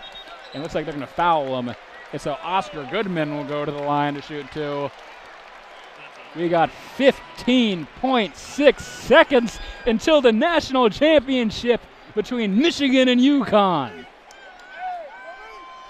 It's so surreal. I cannot believe it. The way this game has gone for Michigan, besides about one 5-minute stretch where Arizona kind of took over the momentum, this has been all Michigan all night long. Goodman's first attempt is no good off the back of the iron. Oscar Goodman doesn't see a lot of playing time. When he does, he's shooting 66% from the line. Hit a huge three against Tennessee. Second attempt is in and out, no good. He goes 0 for 2. And Arizona rebounds it, and they might just drain out the clock. Under 10 to play here in Indianapolis. Moves in through the center, almost swatted away. People flying all over the place. Rebounded by Charlie May, and he'll just take it as the clock expires. And the Michigan Wolverines are going to the national championship. They'll take on UConn on Monday night here in Indianapolis. Zach, I feel like I'm at a loss for words right now. And what an incredible, just all-out showing from the Michigan Wolverines. This was an incredible team effort when you see Yaxel go down early. Thankfully, he came back into the game, but just everyone being able to rally around him. And, I mean, there's no other way you can say it. Completely a team game. Elliot Cadeau, 13 points. Adaimara, 26. Morez Johnson, 10. Yaxel Lendeborg, 11. Trey McKinney, 16. Trey McKinney, 3 for 3 from the three-point line. I mean, just an absolute all-around team effort from everyone. Michigan being able to kind of find their spots wherever it may be, from the three-pointer, they're getting down low, attacking the paint, dunks, everything. I mean, everything's working. everything. We keep expecting them to be slowed down, and they're just not, Jaden. 91-73 over the Arizona Wildcats, the #1 team who, for a couple times this week, were actually favored in the Vegas betting odds. Yes. And just absolute domination, almost a 20-point victory. Yeah. They just don't slow. The closest game in March Madness has been against Howard. I know. And Michigan was even ahead by almost 30 at one point, and they just have completely taken over this game, taken over this tournament, 90-plus points in every single game this tournament. And, you know, we were wondering if this was going to happen game after game, and it happened once again against another #1 seed in this tournament. It's just absolutely incredible. 91-73, the final score. That'll do it for the semifinal. Michigan will take on UConn. Me and Jaden will stay in Indianapolis a few more days. We will. Hang on, let me channel my inner Joe Buck as we send it off. We will see you Monday night here from Lucas Oil Stadium in Indianapolis for the national championship between #1 Michigan and #2 UConn. I've been Zach Warshaw alongside Jaden Fode for WCBN FM Ann Arbor's coverage of the Final Four semifinal. We'll be back for the Natty on Monday. We'll leave you as we always do with a good night and a Go Blue.